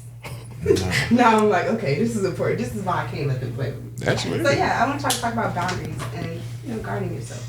And not just relationships, like with everything, like in business, everything, like just having boundaries with friends. I was gonna say, because I was gonna start it off with, I think boundaries are, I think so many people like put it like, oh, just for relationships, but it should be used for like all type of relationships, like friendships, romantic relationships, and in business. Like you have to set boundaries. Like in a relationship, you should set boundaries with your partner so that you won't get taken advantage of or walked all over. In friendships, you have to set those boundaries. you know, because you might have a friend who's like way more social than you, and they like. Because they're so social, they'll start popping up to your house and shit. And you're just not that type of person. And me, boundaries, bitch. That's real. I will sneak to the people, look, and sneak back to my room. Don't pop up to my shit. Did you even hear me when I said the topic? Because my mic is over here. Okay, whatever. Yeah, you just hear. And then outside of that, I think boundaries are really important. Hey, his boundaries enforced right now. What was that about? What? My mic was on the couch. Oh, okay. I wasn't paying attention. My mic was on the couch the whole time I was talking. Yeah, but it's gonna pick up. Okay. And then I feel like That was so random. I was like, wait, what happened? no, I feel like boundaries in business are very important, especially if it's work for somebody. Like I had to learn at an early age. Like my first job, I was 16. I worked at a sneaker store, and because I didn't set boundaries, they used to like, you know what I'm saying, things that weren't my job I would have to do, or because I was the best one at stocking, they would save like all the hard work for me and things like that because I wanted to be the best of the best and prove myself to people, and I wanted to set They became a runner. Yeah. So it was like I had to learn early on. Like it was probably like even working for jobs and things like that. It was probably like after I started cutting hair, after I got my barber license, because even in that industry, it's like a hazing that goes on with the older barbers because I wasn't setting boundaries like that. Yeah, hating and shit and just weird ass shit that come along with it. So it was like probably once I got into logistics, like trucking, that's when I had to learn like, okay, I got to set boundaries because that's a rough industry, and they'll kind of like throw you to the wolves. And from not even just the truckers, but it's just like a rough industry. Everybody curse, everybody rough. And I had to learn like get with it or get ran over. So I had to, so once I learned that, like I'm very big on, I think anybody who if you work for people, anything, you gotta set those boundaries. Like, I don't give a fuck, I'm not a slave. You're not gonna talk to me any type of, if somebody nice and nasty to you, be nice and nasty back. If somebody's asking you to do something that's not part of your job description, stand on business, because people only play with who they think they can play with. You know what I'm saying? But when they know, we all don't work with somebody who got a smart ass mouth, and you be like, damn, they'll never get fired, they'll never get reprimanded. That's just them standing on business. Because guess what? Like, that's just like when you work a job and they talk about, and then they come out the woodworks 3 months later talking about mandatory overtime. Bitch, this wasn't a part of it. Oh, no. Shout out to the post office. I ain't asking that bitch because of that very reason. Like, fuck you mean I gotta stay? You worked at the post office. Yeah, that shit ain't last long. I'm like, oh, this the plant. Like, this the real plant. The post office gangster. Yeah, we call that bit the plantation. And then, I'll make up some shit fast. I don't even got kids. No, I gotta pick up my kids. I'd be like, no. I'm not staying 4 hours after. Like, what the fuck do y'all think this is? Yeah, no. You have to have boundaries. Mandatory is crazy. I don't care if it was 30 minutes. Once you say mandatory, now you got to. Now it's a problem. Now you got to be fucked up. Yeah. What you mean mandatory? Like, what if I don't? Right. What the fuck you talking What's about? gonna happen? Yeah, So I'm big on boundaries and even with your parents.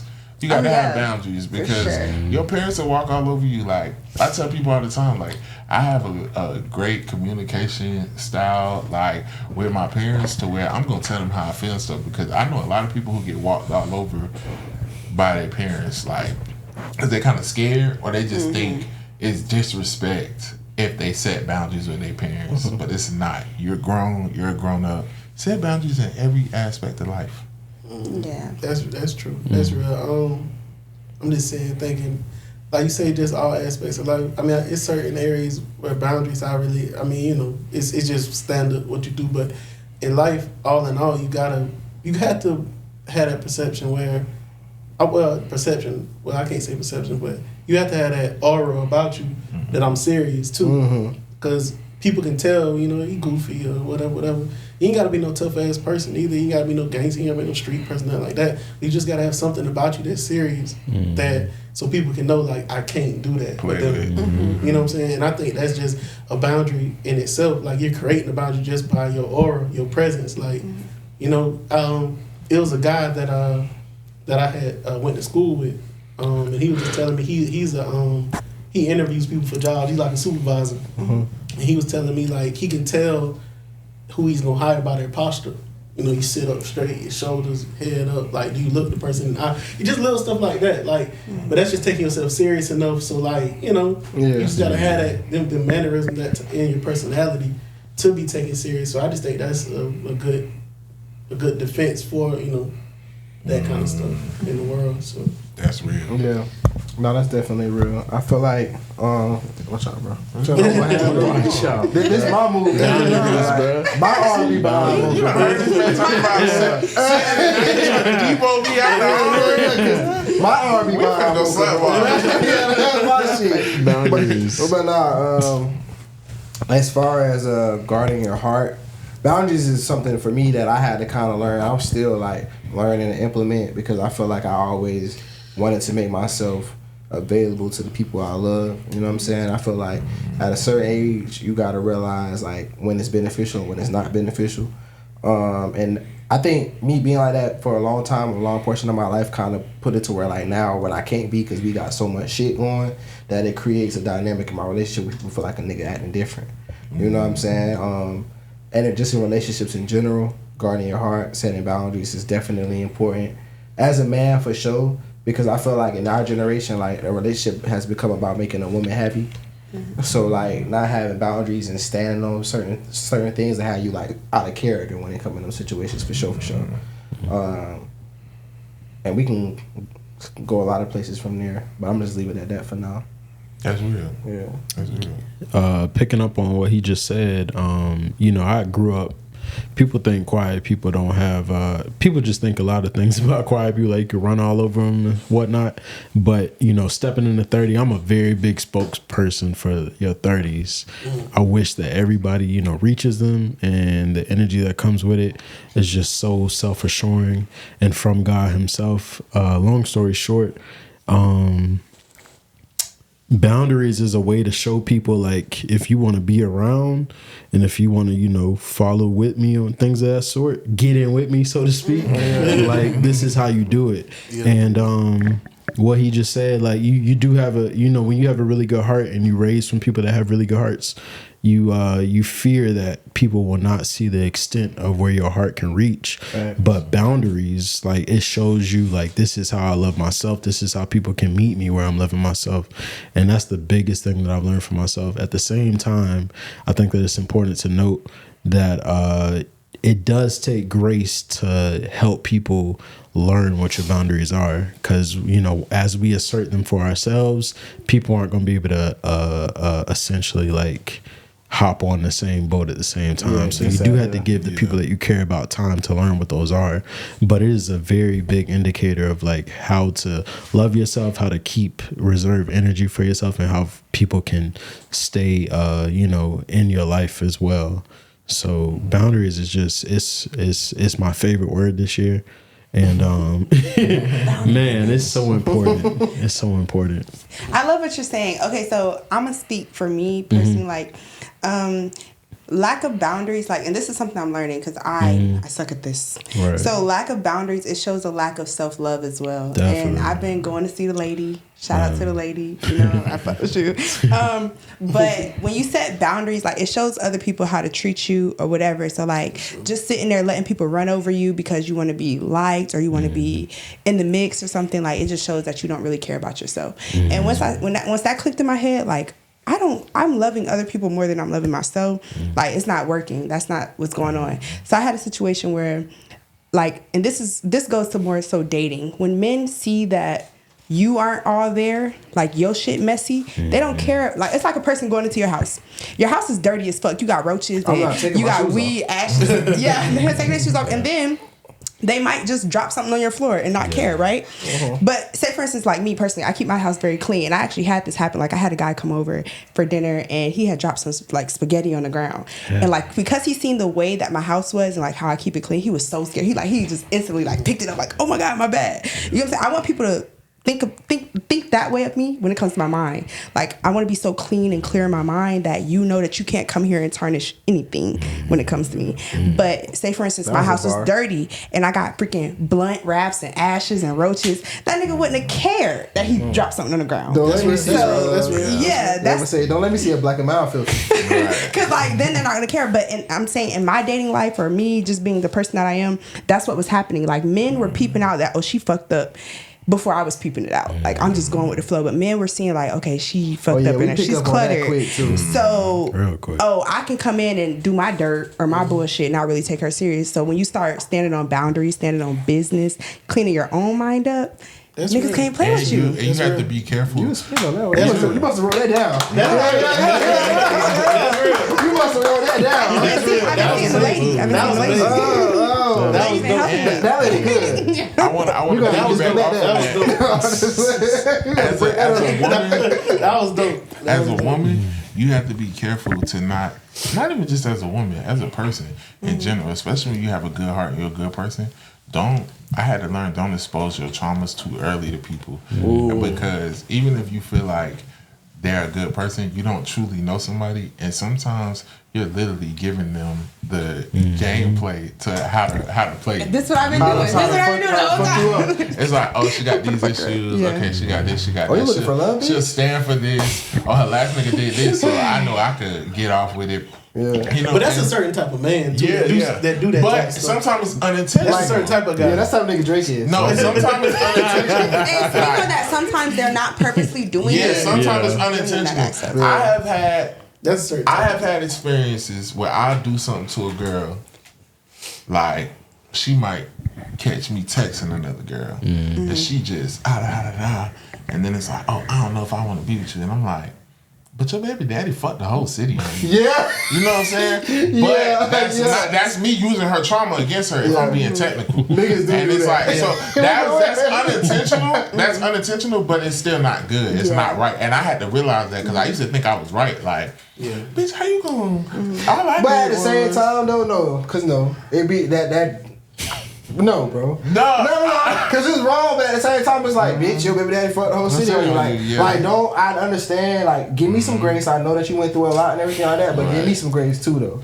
But sometimes don't try to stand on my you have neck. to have understanding on why they trying to stand on business so hard because of that past trauma that they automatically think if you doing this now, you finna turn into that nigga. But see, also though, that's where boundaries come in because bitch had that shit sold up before you get here. Yeah, because men not allowed to trauma dump on women like about our past shit. We can't do that. We can't keep bringing up our ex and be like, now you still in love with her. Yeah, now you still in love with her. Oh, So we not allowed to do that. So boundaries, I feel like be a lot of. Sometimes a boundary is just taking a double standard out of shit. Yeah, you know what I'm saying? Because when it come down to shit, if we did the exact same thing, that woman would not be okay with that shit. It ain't gonna be no grace. Like, oh, you know what? I'm sorry, I did too much and stepped out of line. I probably yelled at you or whatever because like that triggered me from my last relationship and it made me act like this. If a nigga say that shit sound insane. Women do that shit every day and it be okay. Like we gotta. But that trauma. That's stuff, a boundary. Like you said, though, that trauma stuff with women, man. Like when they put it all out there. Yeah. You have to make that decision as man. Do I want to be a fuck nigga and like take advantage of it? We grew up by the Children's Home Society. Across the street, literally across the street from a Children's Home Society. Yeah, we saw those girls. Literally, it used to be girls in there, right? Man. So the girls, coming up, 13, 14, you got to make a big boy decision because these girls ready to go. Yeah, in my life, you're right. They ready but when you sit down and talk to them, why are you in the Children's Home? Oh, I done got abused and I done been this and that and that. Am I still gonna go? Yeah. Right. Matter of fact, bro, you just said something so real. We going right by that shit. I'm gonna put it in perspective. That was early on in life. Yeah, I'm gonna put it in perspective. That's so real, bro. I'm putting it in perspective so people can know. So like Children's Home Society, that's like a low key like a group home, like an orphanage type shit. Like, right across and it was like a lot of girls there. Like most of the girls in our neighborhood probably like was there. You know what I'm saying? Like, they got 3 hours a day to walk around. Yeah, to be outside or whatever. Like you know what I'm saying? So and that's smack dab in the middle of the hood. Yeah. So like the niggas, it tell you like. Damn, bro, like that shit got me my mind blown out. It was crazy. You probably got some stories about that. So like just separating, like you separated yourself as a nigga whether or not you fuck with them girls or not. You You know what I'm saying? Because it's like, anytime a nigga was fucking with one of them girls, it's kind of like you getting over. Like, come on, bro. Like, what you doing? You know what I'm saying? Like, none of them was in like the perfect, a great situation. Like, mentally something going on because of all the things they done dealt with. And then you got to think at the same time, they teenage girls. So now that we adults is looking back at it, it's like, that's a lot to deal with. Yeah. And like, no matter what the circumstances is, like, you kind of getting over it. You know what I'm saying? That's some real shit. That's what you learned. That's what I learned what he talking about. Show them love and dick them down. But it wasn't, that wasn't love though. Like, let's keep it real, kid. Like, you could fuck, like, they fucking, you know what I'm saying? Like, it's on that type. And that's of when time. I learned what you was talking about the trauma, because it was days where it's like, damn, you know, we walk around the neighborhood, these girls get 3-4 hours out, and they trying to, you know what I'm saying? Yeah. But when you figure out why they're like this, it's like, whoa. But then you see them other niggas that's jumping the gate, coming out the window, putting on their shoes and shit, damn, whatever. And it's just like, damn, bro, you something wrong with her, bro. Yeah, bro. Like, I think it has to be better. It has to be better. I think hold on. Let's add another.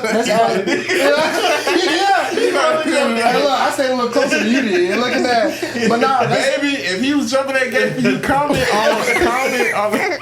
But let's keep it 1K though. Like, in a lot of them situations too, because it went from being like children home society to where like it was boys there too, to where like it was all girls, and most of them was pregnant or had babies or some shit like that. So it's like the shit that they was dealing with was a little different. And then also those be the girls who would be cool as hell, and then or like will snap. You know what I'm saying? Them the girls who gonna curse the teacher out, go crazy on the bus, like real like emotional damage, bro. So like, nah, I ain't never had that gay. I know that. Only time I was even in children's home society, I was trying to get to the park, or I was over that bit throwing rocks at cars. And I think on both ends, on male and female, or the traumatized person, the untraumatized person, we can get better at it. But I'm speaking more for taking accountability for yourself. Like, I used to be that person, like a couple weeks ago, a month ago. I've been seeing the lady. But anyway, just that person that just thinks everybody's out for my good. Like, everybody's a good person. All of that. And that naiveness gets you fucked over. That naiveness, like thinking everybody loves you or everybody cares about you like you do, it will get you fucked over. So I'm 24 now. I haven't been through, like, I'm sure I'm going to go through so much before my 30s or whatever. But I'm at the point now, and this is why I had a question, like, it's kind of getting scary for me. Like, now it's like I'm not building a fence, but I'm building like a wall, a strong wall, so where I don't want to let anybody into my space. And that's what I think boundaries is, like, just protecting you as a person, your aura. And now I feel like it's to the point where now it's like the good people, they're not going to be able to get in because, like, I'm just so hard up right now. Well, I think sometimes you just got to take some time to yourself and with God, you know what I'm saying? And I feel like when those good people do come around, put God first and pray to God and ask Him to reveal. Like, revelations is a motherfucker. Like, I pray to God and I get revelations like that.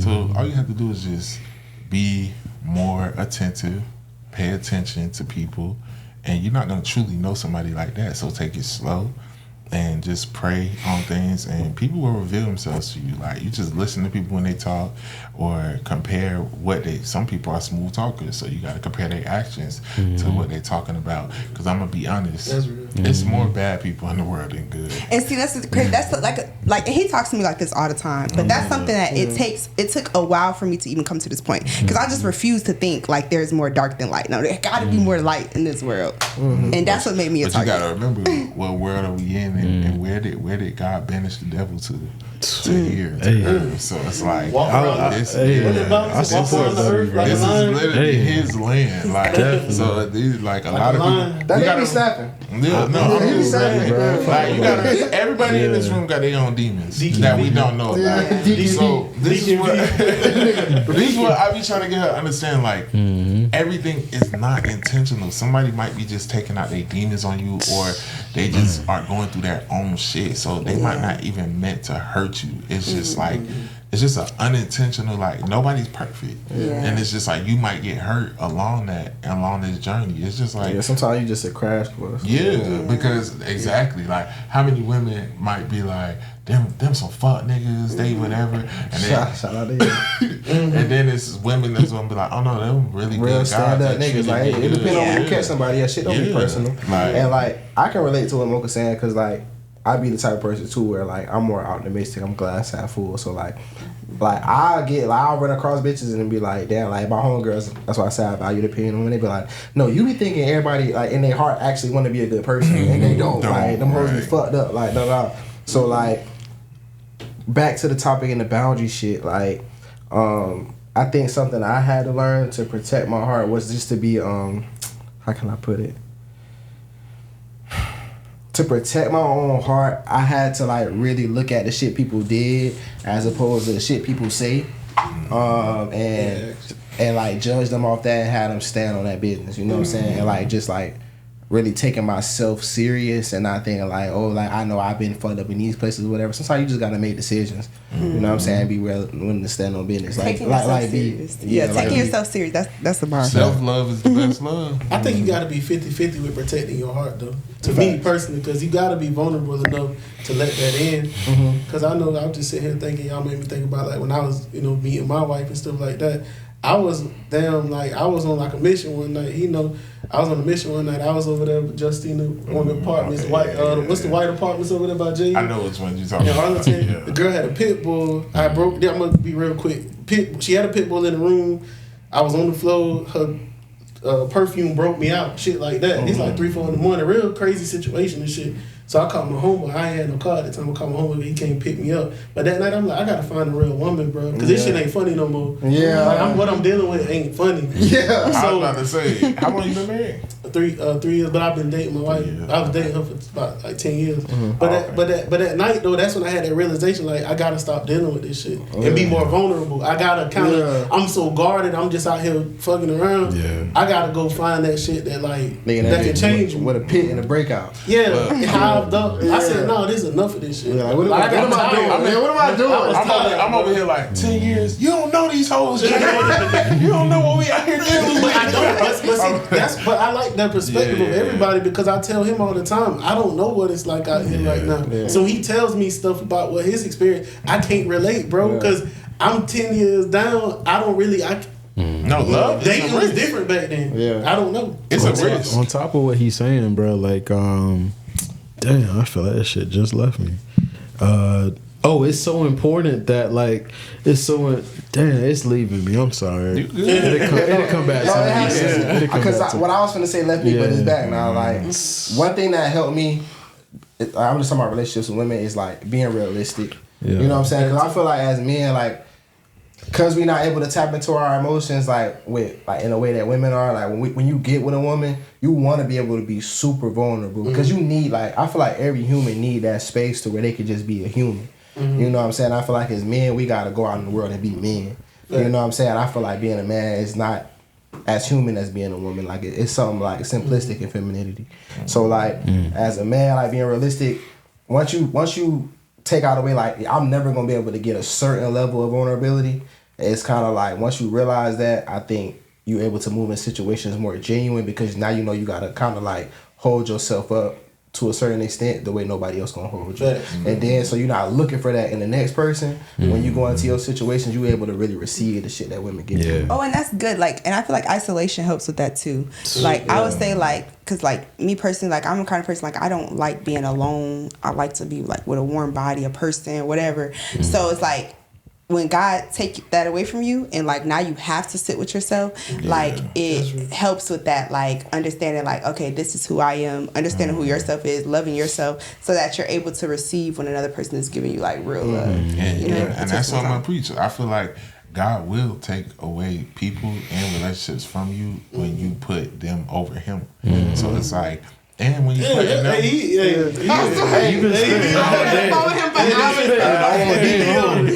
you get into your shit, shout out to that boy D-Lo, man. That nigga said you gotta eliminate friends sometimes. You gotta play it like that so you and him can spend some time. That's what I'm saying. No, it's real because it's like when you're not loving yourself and you're not loving God. Like I spit this all the time. Like you can literally be idolizing who you dating, and it's like you putting off God, you putting off praying, you putting off everything, you focusing on them, putting off yourself, and then you wondering why the relationship not going right. I got a question for you though, bro.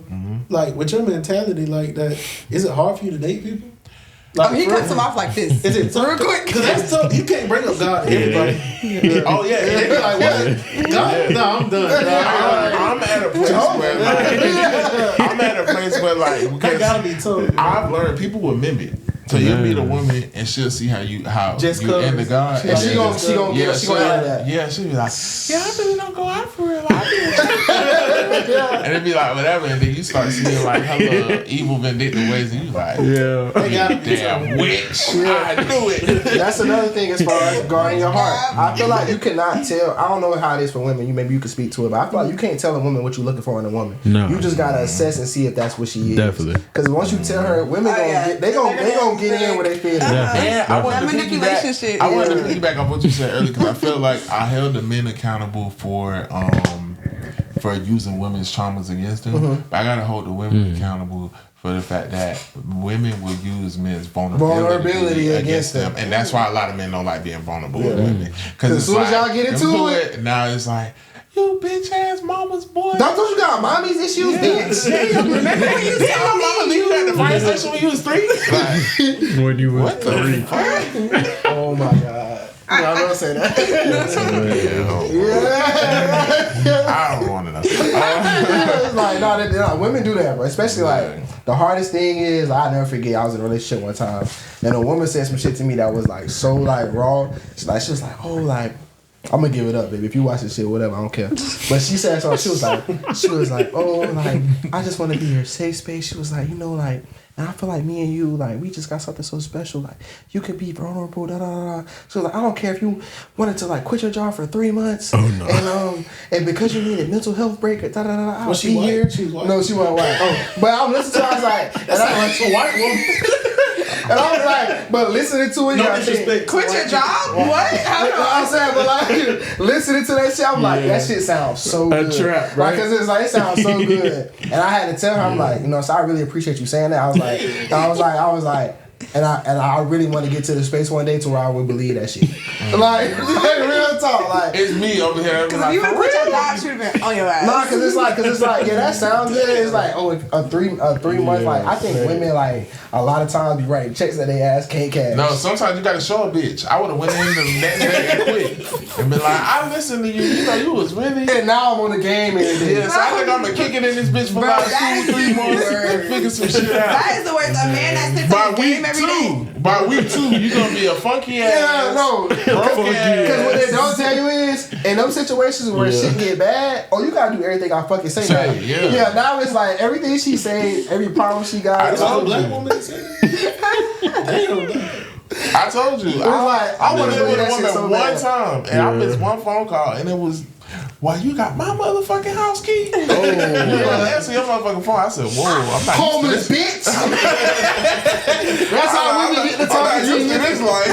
This is how niggas be dealing When with. y'all be saying this, it be really breaking my heart because I just know women are really like this. Like, me and my friends, they be talking like, once that nigga start fucking up, Oh, yeah, you know. Definitely. And like, it makes me think, like, whenever my man comes around, I'm never gonna be like that. Like, it just sounds so sad when y'all be saying, because it really be affecting y'all. But the women don't think it's affecting y'all. The women don't think that. They just kind of like say it. They don't care. But the way y'all keep talking about it, I know y'all feelings be hurt. No. Cause now I be like, didn't your baby daddy beat you up, bitch? Like, now I'm wrong.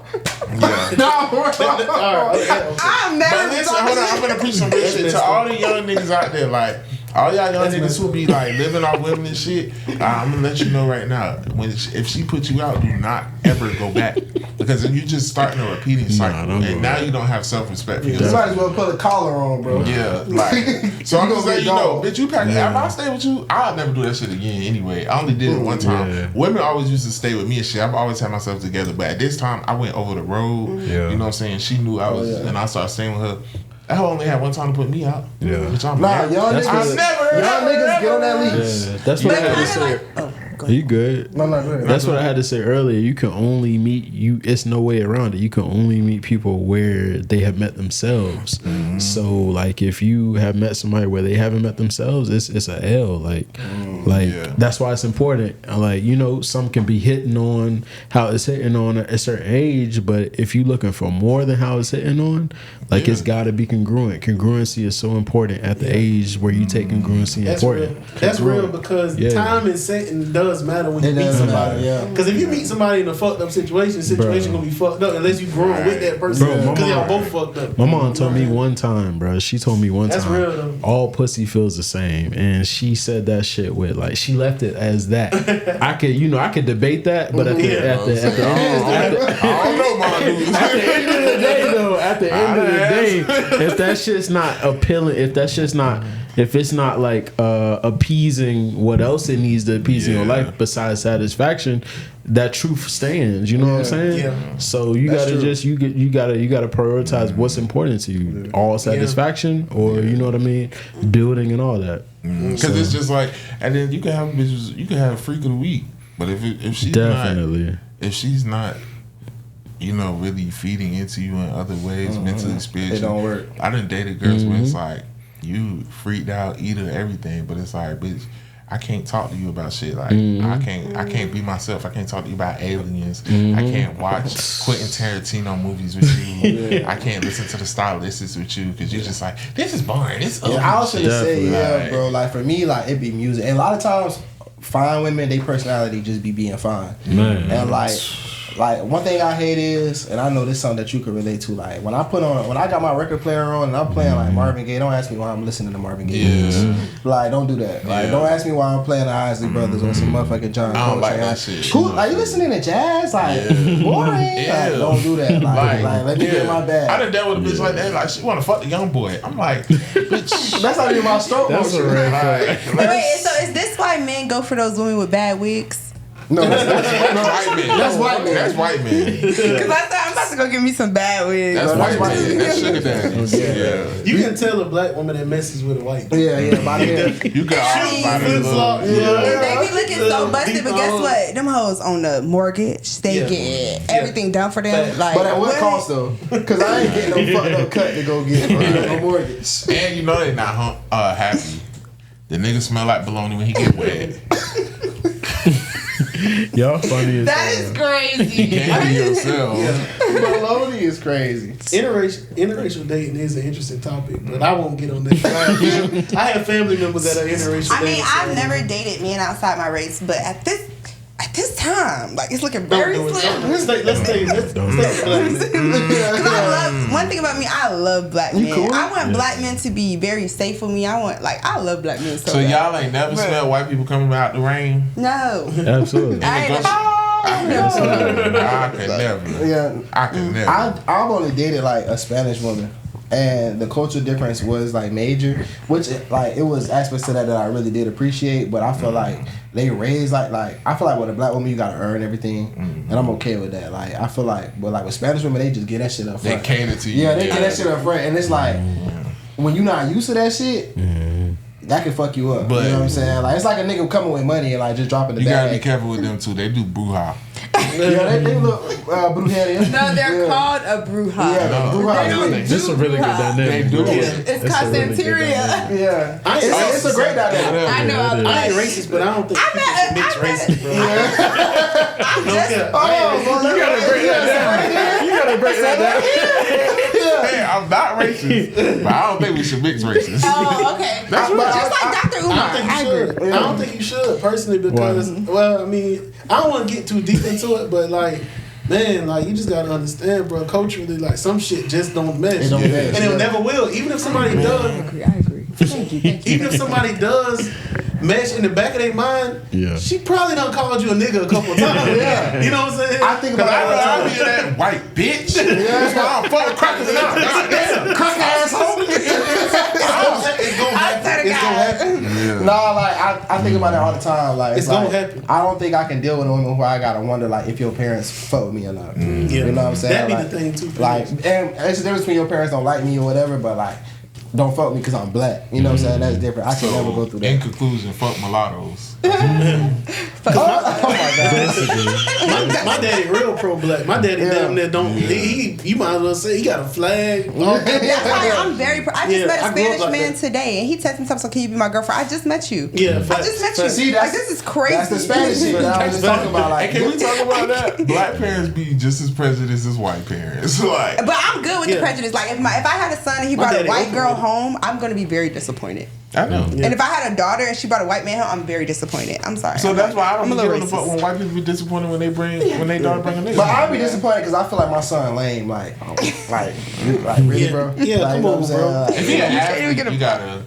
no, but then you really lame because like you got your pick of the dozen, bro. Remember Like, what I told you earlier? Athletes green as Yeah, I say you really green. That's why I always dating white women. because they corny. Athletes, that's why I never wanted to be one. Full circle. Yeah. Full They green circle. as a motherfucker. Nah, that's a fact. They green as hell. All right, That was a great topic, y'all. That was a great topic. Okay. Nah, I don't even like my topic now. But Thanks, Mocha. See, we're not sexist, right?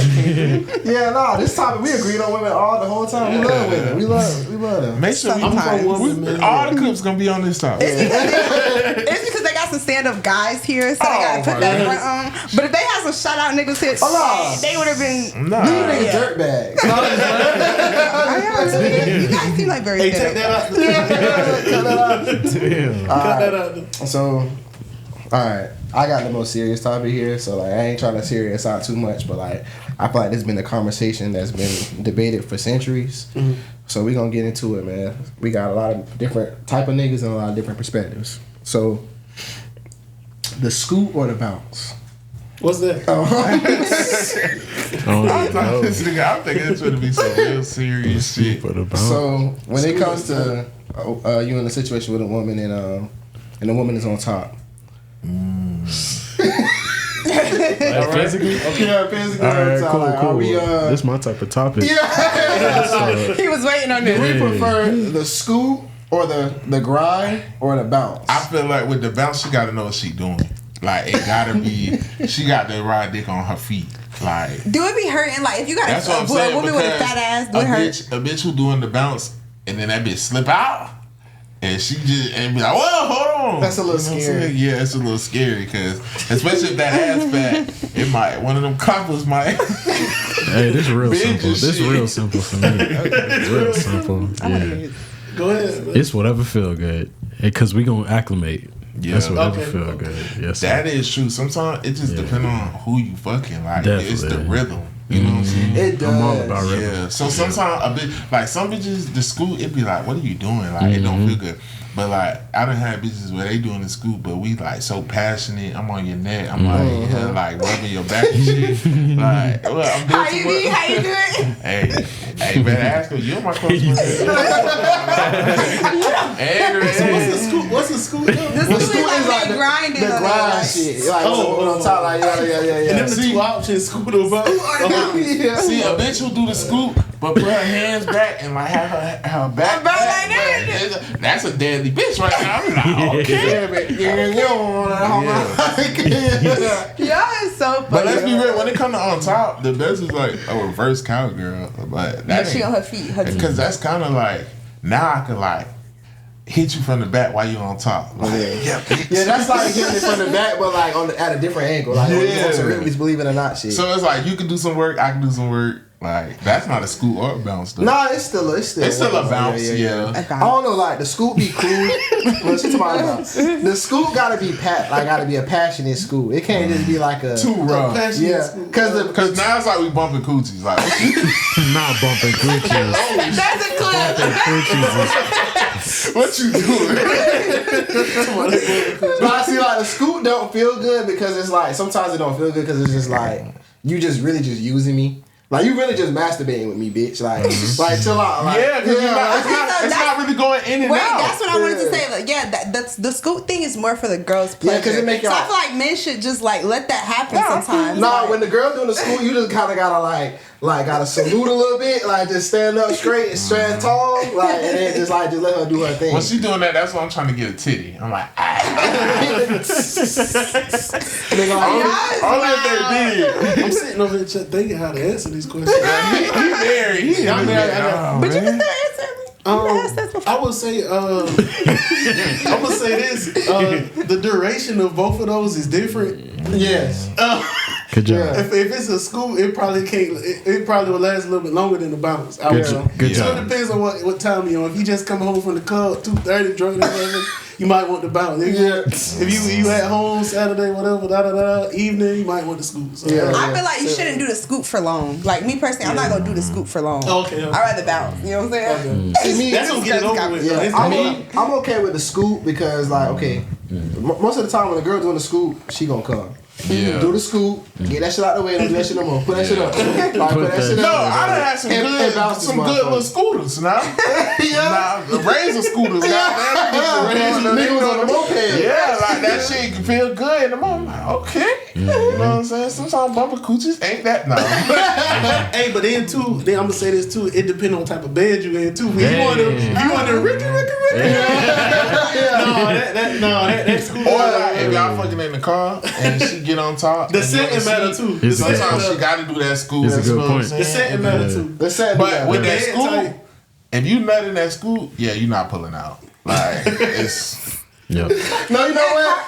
I do prefer the scoot over the bounce, but it's like, it's what I'm thinking about is the scoot that I hate, because it's like, either I love the scoot or I hate the scoot. I hate the scoot that you was talking about. Yeah. Like, to where, like, she just lean back and you really just, like, Sometimes you really masturbating with me. Yeah. But the scoop when you lean forward, like, you kind of, like, give me a hug, you know what I'm saying? Like, that'd be like an intimate scoop. You know what I'm saying? Nah, if you lean forward, now I'm from the bottom. That's what I'm saying. Like, I can hug you. Like I can work my little badge. I can do my little thing, my little 1-2. See, that don't last long. That's like a 1 minute 30 seconds. That's microwave. But see, that's all core. You know what I'm saying? Yeah, that's all core. That only lasts like about a minute and 30 seconds. Yeah, that minute can go a long way. The reason I prefer to scoot over the bounce is because, like, I'm already a rough man. I don't like a rough woman. Like, I don't like you like this nigga? Like, I'm gonna be like, hey, yeah, I like a very passionate woman. Like, you passionate. Like, I done had some rough shit before. Like,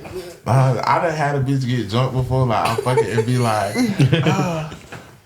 this is crazy. I was like, what the fuck? She's like, hit this pussy. You acting like you scared. I'm like, I am. What's up? What's up? What's up in town? Rat cheese. The rat cheese. She from Dunn. Rat cheese. Oh, my bad. I know how people watching Fox. That's hilarious. She's not originally from Jackson. Oh, good. Okay. But She from Chicago. Yeah, rat cheese. That one from the Wild West. Yeah, I can't say too much, but I was about to call my best friend, like, bro, like, you think I can't fuck or something? I'm like, why would a bitch say Lisa, you might as well say, hey, You got to do all that. yeah, but she was drunk as fuck. This when I was Because when younger, a man though. really hitting it right, like you're not trying to like coach him up or do you coaching That's them when I up when was they're not younger. hitting it right. Oh, this shit different now. That was don't hold Well, that. there you go. I want to ask y'all Don't get it something. twisted. I want to ask y'all. Don't get it I want to twisted. ask y'all something like men and women when it comes to that type of stuff. Because I feel like if you know how a woman want, like, okay, so I guess I would have to ask first, like, y'all more so pleasers as men, right? Correct? Yeah. So, like, do y'all ask women, like, hey, like, how do you want to do this? Oh, yeah. Before? Do you I get the game plan before you go? If I'm gonna continue to fuck, I'm going, like, I need my review. So, like, while we laying there, I'm gonna be like, how was it? Yeah. You know, whatever. Okay, is there something I could have did better? Like, I communicate. But it's like, you don't know. Nigga did Like, a focus group. yeah, no. I be knowing, because, like, you know, you got a bitch shaky. You make sure she got her nut and shit. So I'm like, what you like, what you don't like. That's only if I want to fuck with you. Yeah. But if I don't fuck with you like that, bitch, I don't really care. Yeah. Okay. Yeah, nigga, that I just want to know, like, do y'all get the game plan? Because I feel like that sometimes that can help the situation. Like, before, so me, I'm gonna give up my game real quick. I don't bring up sex. Yeah. You know what I'm saying? I keep it like That's how you get the pussy. Yeah, I keep it like a mystery there. So Of like, course. I think in the moment though, I'm just gonna read the woman's body and just respond off that. I don't really want to talk about it. Like, and then afterwards, like we can talk about it afterwards, but like the initial time, I just want to like kind of like read your body, see what you like, every woman and keep is going different. like that. Every woman is different. That first time eating pussy, you be like, Yeah, you be like having to keep that shit. You be like, Big, you gotta keep an eye on her other pussy. See what she reacted to? Like, I'm not used to this Keith, bro. I'm used to second lunch Keith. Because some women like getting fingered while they getting ate out. Some women don't like it. Like, that's why I had those talks. Yeah. That's the only thing I'm asking, the finger shit. Like, because some women don't like that shit. Some women, they go crazy. I just feel like the game plan is important. I feel like that's important. Yeah, just knowing what they're looking for. Get yourself into. Yeah. Not fast. Before you get into that line. Like, Yeah, you got to ask. Like, I tell a bitch, like, don't spare my ego. Like, tell me if it wasn't good. But I don't really get much complaints. I will say, like, when it comes to men, I feel like, you know, because it's painted like women are the pleasers. When it comes to men that I've dealt with, like, men typically are the pleasers. Like, they're trying to get you to your spot. You know what I'm saying? You're a pretty That's girl. because they want to impress you. They want I was to about to say, you're a pretty girl. But that's yeah. a good thing men treat you like that. Yeah. Every girl can't relate. Yeah, because some men She don't swears she the rule, not the exception. No, because men like they'll do the most, like the most. You know what I'm saying? I could tell like they putting all their effort into this. Niggas go hard. You know what I'm saying? So This is your crown achievement. Yeah. Nah, I feel like more women like passionate sex over like rough shit. Like, I like more passionate shit unless we just drunk and we fucking and we having fun. But I'm more into the passion. Like, yeah, me too. Yeah.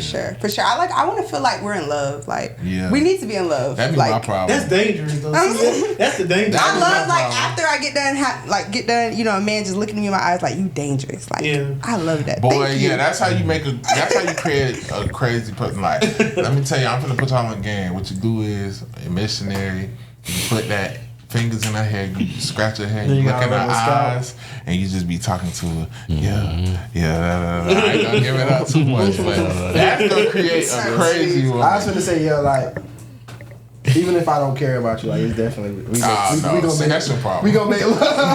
That's the issue, bro. That's the danger. We gonna make love because I can't nut any other week. Oh yeah, no. It's the week. I'm not gonna say that. I gotta act like I got feelings for No, you. I feel the same way. Like I feel like if it feels like this is just fucking or whatever, I'm not gonna be able to get there. Like, it has to feel like I'm gonna be honest. Put his dick through the boxes hole and shit. No, I'm gonna be honest.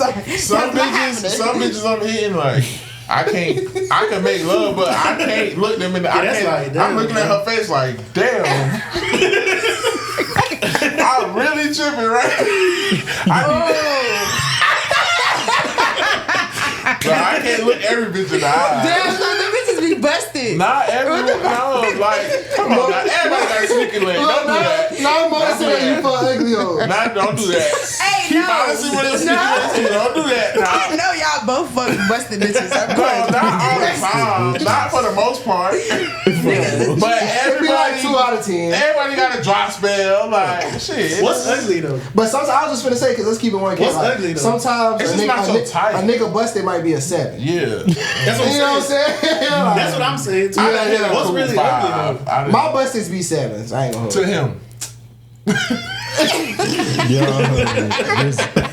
The Cats. Oh, both got jokes. Oh my god.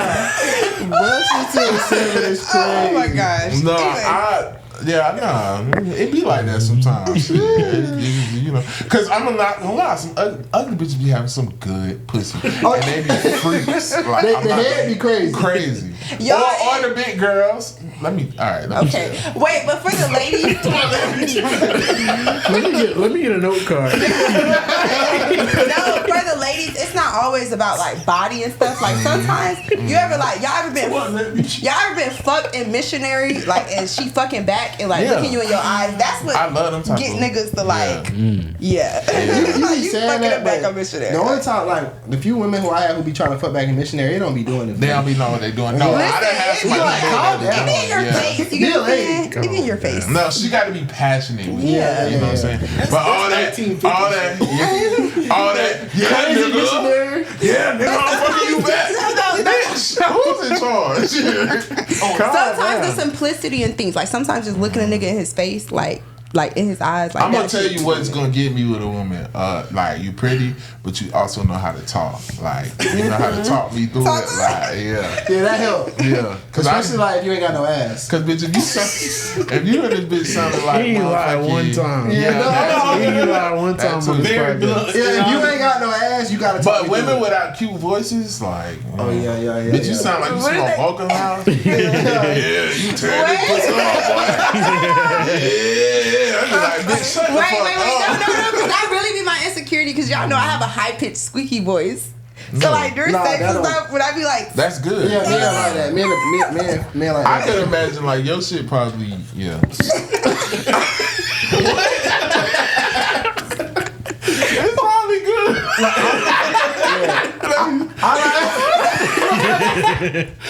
No, but I don't like even with porn, I don't like watching real fake porn, so I don't like too animated. Yeah, too like, animated. Oh, fuck me. Like, nah, bitch, chill out. Nah, you finna piss me off. Like, we turned up today. Just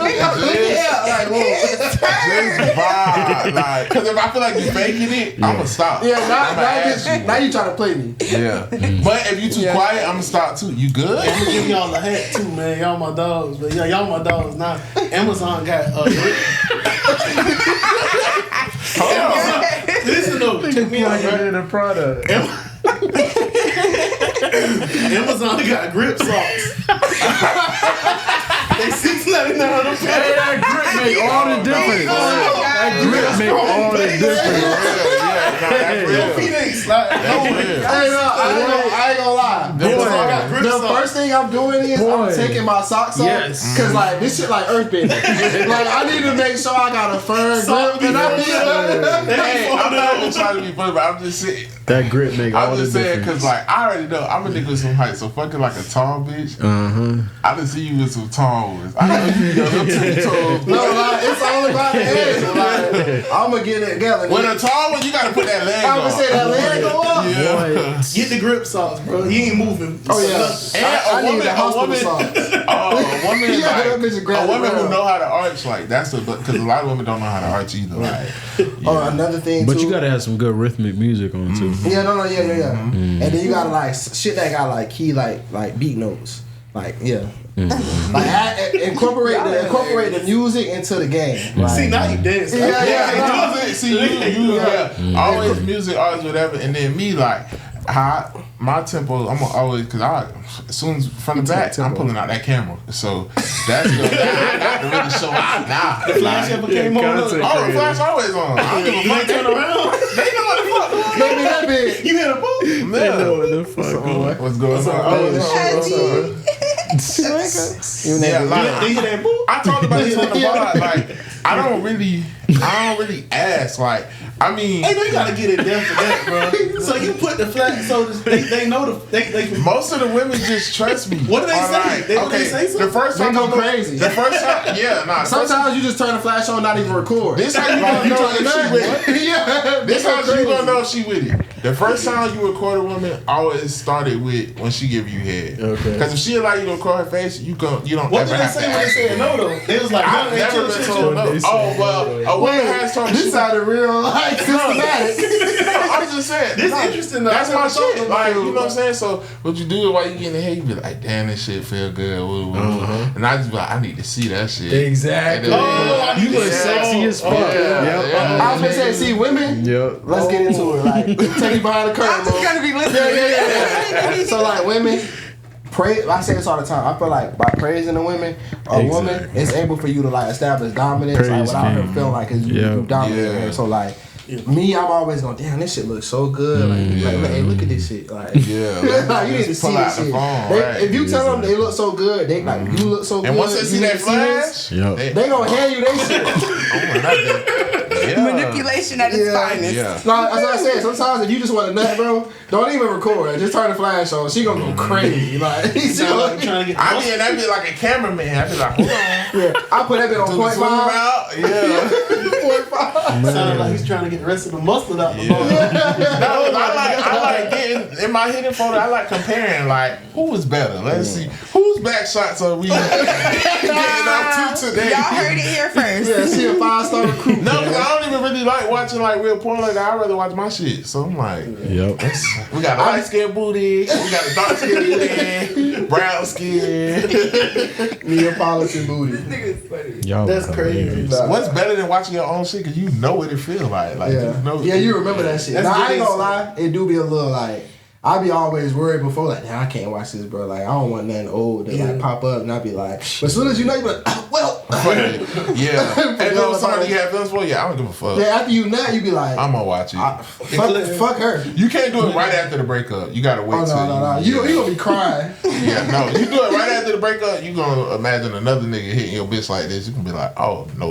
It's like, now you back together. Oh, you ever watch? We talked about it. You watch porn and you see a bitch who look like your bitch. Oh yeah, that'd be like, Yeah, I be like, hold on. I know she got a mole right there. yeah, I get looking at a text like I know this bitch. Oh yeah. And then I bookmark it because like I might need, I might need that later. Yeah, I might need that This is later. wild. Y'all funny. Okay, so yeah, this was That was crazy topic. Yeah. So it sounds like everybody more into the scoop. Yeah, I think we all niggas who like so value the love scoop. a That's little bit. crazy because on social media they be saying the bounce. That's because like well, let's keep it 1K. If it's a bitch you just fucking, scoop bounce me. Yeah. You know what I'm saying? Like, but if it's like somebody you love, the scoop hit harder. You know what I'm saying? Like, yeah. Okay. Shout out to Rock Out. Yeah. Let's get into All right, it. so we're gonna get into the next segment. So this is shout out or rock out. I'm gonna give a situation. Y'all tell me if they shout out or if they should rock out. Okay. I had sex with my best friend and now things are weird. Hey y'all, I need your advice. Me and my best friend have been friends for over 10 years, and last year we've grown closer to. The last year we've grown closer than ever. I'm 25 and she's 24. Recently we took a trip to Miami and we got lit as fuck. We began kissing at the club, which is something we've done before, but just as friends. But tonight was different. We also had took a perk and we were horny. Once we got to the Airbnb, we began kissing again, and one thing led to another, and we had sex. It was amazing. I felt so connected to her since we already loved each other for so long. Neither of us typically like girls, but the way our bodies felt was great. Fast forward to now, she's been acting weird. And when I'm around other friends, and recently this guy took me out on a date, she completely flipped out. She started going on and on about how I'm friendly and not giving her enough time. I would never be in a relationship with her. We're best friends, and I'd like to keep it that way. What should I do? These are two girls, by the way. Oh, I was gonna say it's too good. I mean, for the sex part, shit. Sometimes it be like that. Just rock out, but What was the two options? Rock out. Shout out or rock out? Rock out. But Sure. the reason it turns into shout out is because that's a perfect example. You can't do that with everybody because now one party has deeper feelings than the other, and it's causing like friction. And now it possibly is gonna fuck up a really good friendship.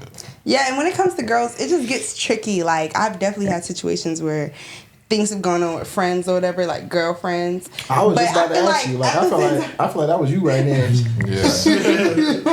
But at the same time, you know I like men, so don't start catching feelings or nothing Oh, for you me. done had Like, somebody caught feelings when you couldn't bump. Oh, you like a girls gaslighter. start getting but like they start getting a little weird. You Like, bump coochies. Them girl relationships be like Yeah, a lot. Like a lot they of be emotions. way worse. Ain't no than logic in them that. shit. Nah, hell no. Yeah, you'll be a stepson now in 3 days. you mad because I'm going out with my other They be friends. fighting for real. Yeah, Like, Oh yeah, and they can bump too. yeah, they can fight too. Yeah, So just I feel rock like your out. friend is shout out and you need to rock out. You need to either create a boundary, like we were talking about earlier, and like let her know, like this can mess up our friendship. Or, you know, just let her know she shot out. Like, it's no reason. Y'all been friends for 10 years. Like, why you doing this extra stuff if we was just drunk in Miami? You know what I'm saying? I agree with you. Yeah, and I I think do the too. scapegoat is the Yeah, drugs. The rock drug, out. Yeah. yeah. You was on the perk and Definitely a so Percocet. now it's like we was Definitely. fucked up. Like we was on a perk, Yeah. rock out, you know, like Right, Yeah. it's cool. It's cool. Just She chill. got hit her with Chill, the. baby. We was high. We was She got on hit her with the. I'm not gay. You was No, on the for real, perk. like, I'm not gay. Yeah. And that's where like It's the drugs. you take in nigga logic. Like you not my old lady, bro. Like chill out. Say that to your friend. It'll humble her quick. Yeah. Yeah. Now she's gonna be like, oh, okay, for real? Bet. But I don't know. It might. Yeah. And when the girls say okay, bet, that just means like they gonna be mad for like a couple hours. They be Yeah. bad. Yeah. So the friendship might be over though. Yeah, the friendship, like things like this can definitely end the friendship, and that's another important I thing don't you think gotta it's think gonna about. be over though. I think it will. It's not like the friendship not gonna be the same. I would But you say can still this. go through it. Now that I'm thinking, I personally do know of 2 girls that situation kind of happened, and they did ruin the friendship. Exactly. Because one was kind of like, it was almost like, damn, is she secretly in love? And Yeah, like, you gotta fuck your P friend. yeah, and it was like, and the jealousy and the damn. She mad that a guy took her out. Too. Oh yeah, Like, and you that's know crazy. girls Like, go to girls for their relationship advice and shit, so that hoe gonna be giving her terrible advice. Yeah, it's over. It's yeah, done you done with. fucked up. It's done with. Yeah, what's the That's next crazy. one? Girls get Okay. real petty. So the next one is my baby mama set me up to be killed. Jesus Christ! Shut up. Yeah, Already. Yeah. Let me hear what he did. It be like that. First sentence. I'm writing anonymously because this is a touchy issue. Here's the story. A person she called her best friend that I knew she was fucking with on the low got killed. She began crying to me, telling me she wanted me to be there for her. Mind you, we've been on and off for the last 2 years. I've caught her leaving restaurants with this man, and she swears they've never taken it past friendship.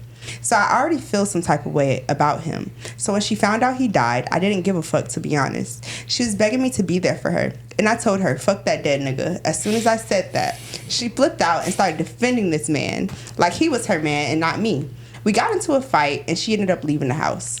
About an hour or 2 later, I was leaving to go chill with my boys, and I noticed a suspicious car circling our apartment building.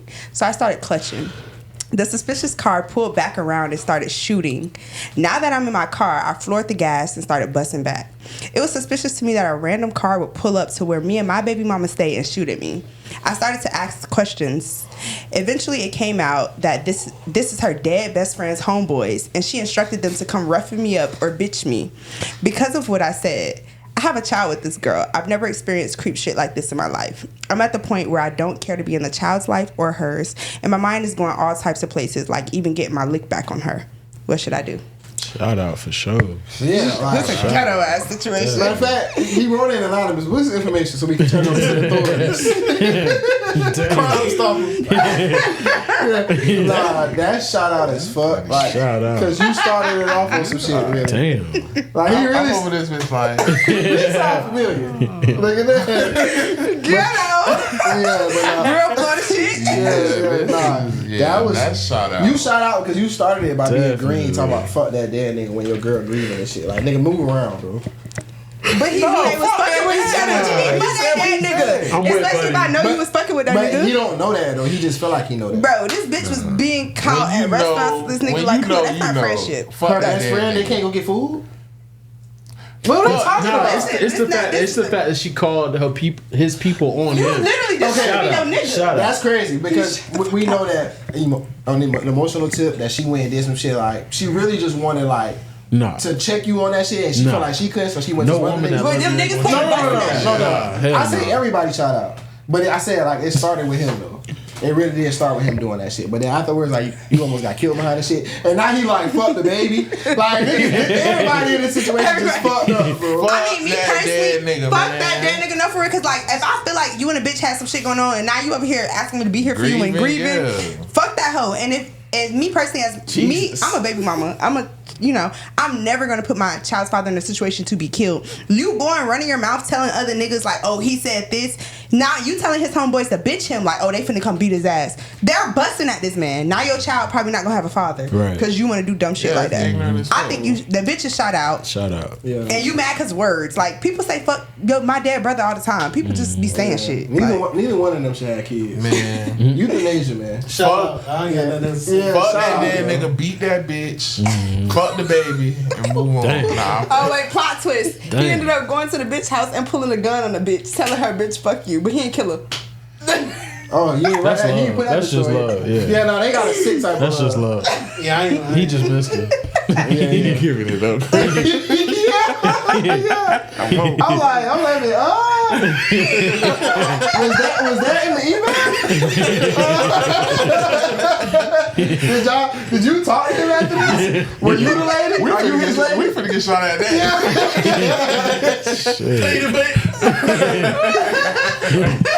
Shout out to Rock Out. I want to kill the podcast that I wrote into.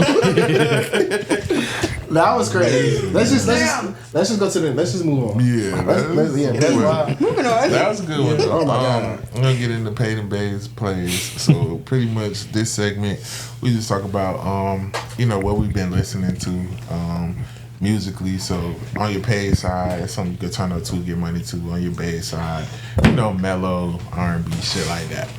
So who wanna go first? I've been in my Anthony Hamilton era, so I've been listening to heavy Anthony Hamilton. I'm always listening to I'm always listening to neo soul, a little bit of rap every so often. But today was a heavy just neo soul day for me. Yeah, I'm in neo soul too. I feel like Beautiful. Okay. Yeah. How about you? Me, man, my music is kind of it's my dad is like 70 years old. I'm an accident baby, but damn. I mean, just being honest, they was old. Yeah, they wasn't expecting to have no more kids. So how old was he when he had you? It's like 40. I'm 30, so shit. So Damn.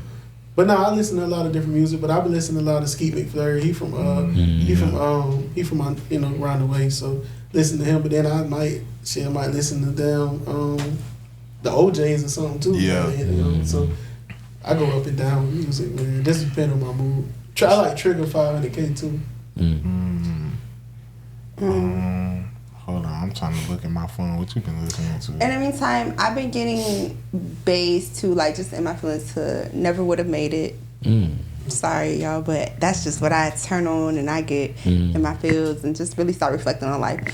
Now, I've been getting paid to my new single just dropped. Can I go Mocha first? Banks, Go Dummy. Because I was gonna say Go Dummy. I didn't want you to think I was lying, but it's right there. Mocha Banks, y'all put that in camera. It's on everything. It's on everything. My first single is on Apple Music, Spotify, YouTube, everything. Now this a little freaky, but it's from when you know what I'm saying, you with your mans or some shit. What's your name? Mocha Banks. Mocha Banks, and the It's track on is Tidal called. Mocha? It's on everything, every platform. Okay. It's called Go Dank. Go. You gotta support. You gotta support black business. It's on Apple Music as well. Mocha Banks. I got it. Yeah, and I just been getting paid to my song. Like me personally, I'm the type of artist like I'm gonna keep listening to my track over and over. Yes, ma'am. And I've been getting so much support. Like everybody been just on it. Like everybody loves the song. It's so catchy. So yeah, y'all go stream Go Dummy. Yeah, and that's exactly. I should have went before her. I was gonna say on my paid side, I've been listening to Go Dummy. You know what I'm saying? I Take it. running, baby. And on my Mocha Snap. Shout out to Soldier T too. Y'all My both sister, snap. it's me Proud and my of sister y'all. on the track. Yeah. Okay. Sir, good dick, put it all in my tummy. Go friend, I go dummy. He like, whoa. Yeah. It was so fun making it. That's lit. Don't play this around your mama now. No, bro, that be me and my sister. So Don't play it at the function. my little sister ended up finding a song, and she was in there playing it. Oh, these are my sisters. My sister came in, give me that fucking tablet. I seen Soldier T post a little girl do a TikTok. That's my sister. Yeah, Lord. she does it. Hold on. He's like, wait.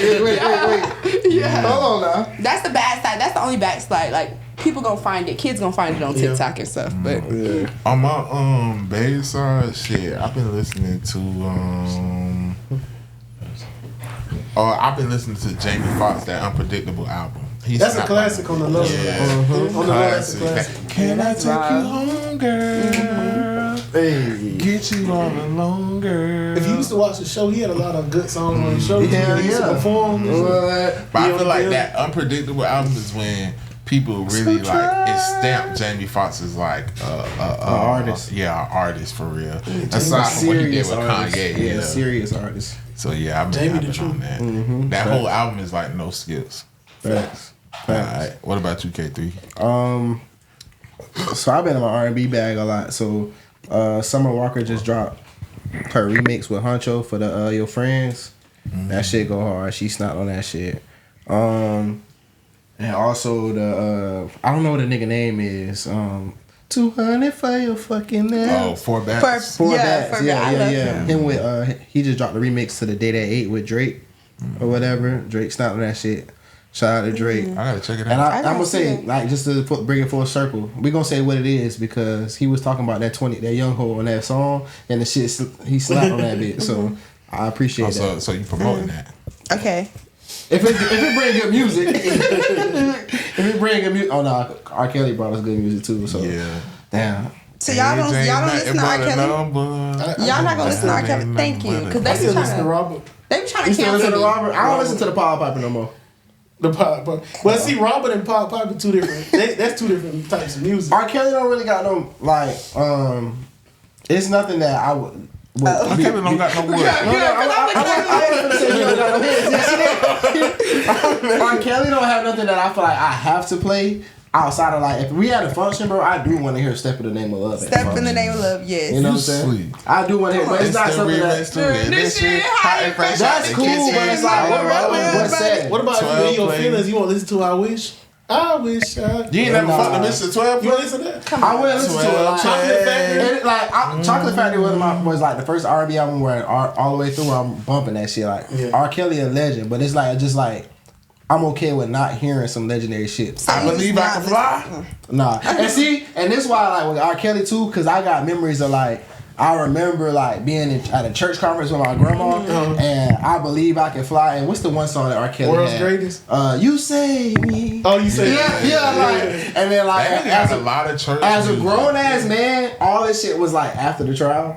So I'm like, he was trying to manipulate. We ain't know. I'm talking about now though, as a grown ass man. Now I look at all this shit. I'm like, bro, because now I feel betrayed. Because I love all was that music. manipulating the media. Yeah, then it's like now I'm listening to your songs. It's like you low key like bragging about fucking young bitches in your song, bro. I can't do it. No, it gets sicker than that. If you listen to the Age Ain't Nothing But a Number album by Aaliyah, like he used her to talk about like what they was doing. Like age ain't nothing but a number, getting down ain't nothing but a thing. The love I have for bro, you, the nigga was in the background with a matching outfit, like out of focus, like just looking in the background on the album cover, bro. Like it's just a level of sickness that I'm just not okay with. No, I'm still gonna bump Ignition.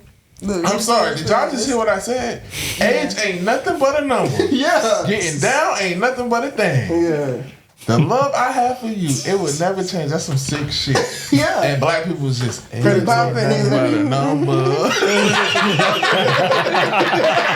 Every cookout. Nah, he really just And all that when they just dance like this. it was just like Boondocks. Like everybody seen the tape, and then I believe I can fly. But Michael Jackson had the same type of music though, because he was going through shit. Yeah, no, Michael Jackson. But see, with Michael Jackson, we ain't never got no proof on that shit. Come on, man. I don't think Michael Jackson did anything. No, Y'all can stop saying Then every victim came out and said that they was put up to it. Yeah, they were put up to it because Michael Jackson was too great. They just wanted to take him down. I don't know. R. Kelly is sicko. Michael is just an eccentric nigga. I believe so. He was a Different. He was eclectic. I don't know, like, Now, would I have let my kid around him? No. But do I believe y'all? No. if it was a black kid, I would believe it a little bit. Right. But they all like white And them kids is not his kids. But I don't. Blanket Jackson. No, you seen the baby hold change? He might have been a sicko. Nigga named his jit Blanket. No, fuck that. Nigga over the balcony. Yeah. He was like, nah, the more we get about social media and we learn more about Michael, it'd be like, bro, what was up with this nigga, bro? Yeah, he was funny as fuck, yeah. bro. Y'all ever seen the video like when he in a limousine, like the bitches run up to the limo, he's like, look at the titties.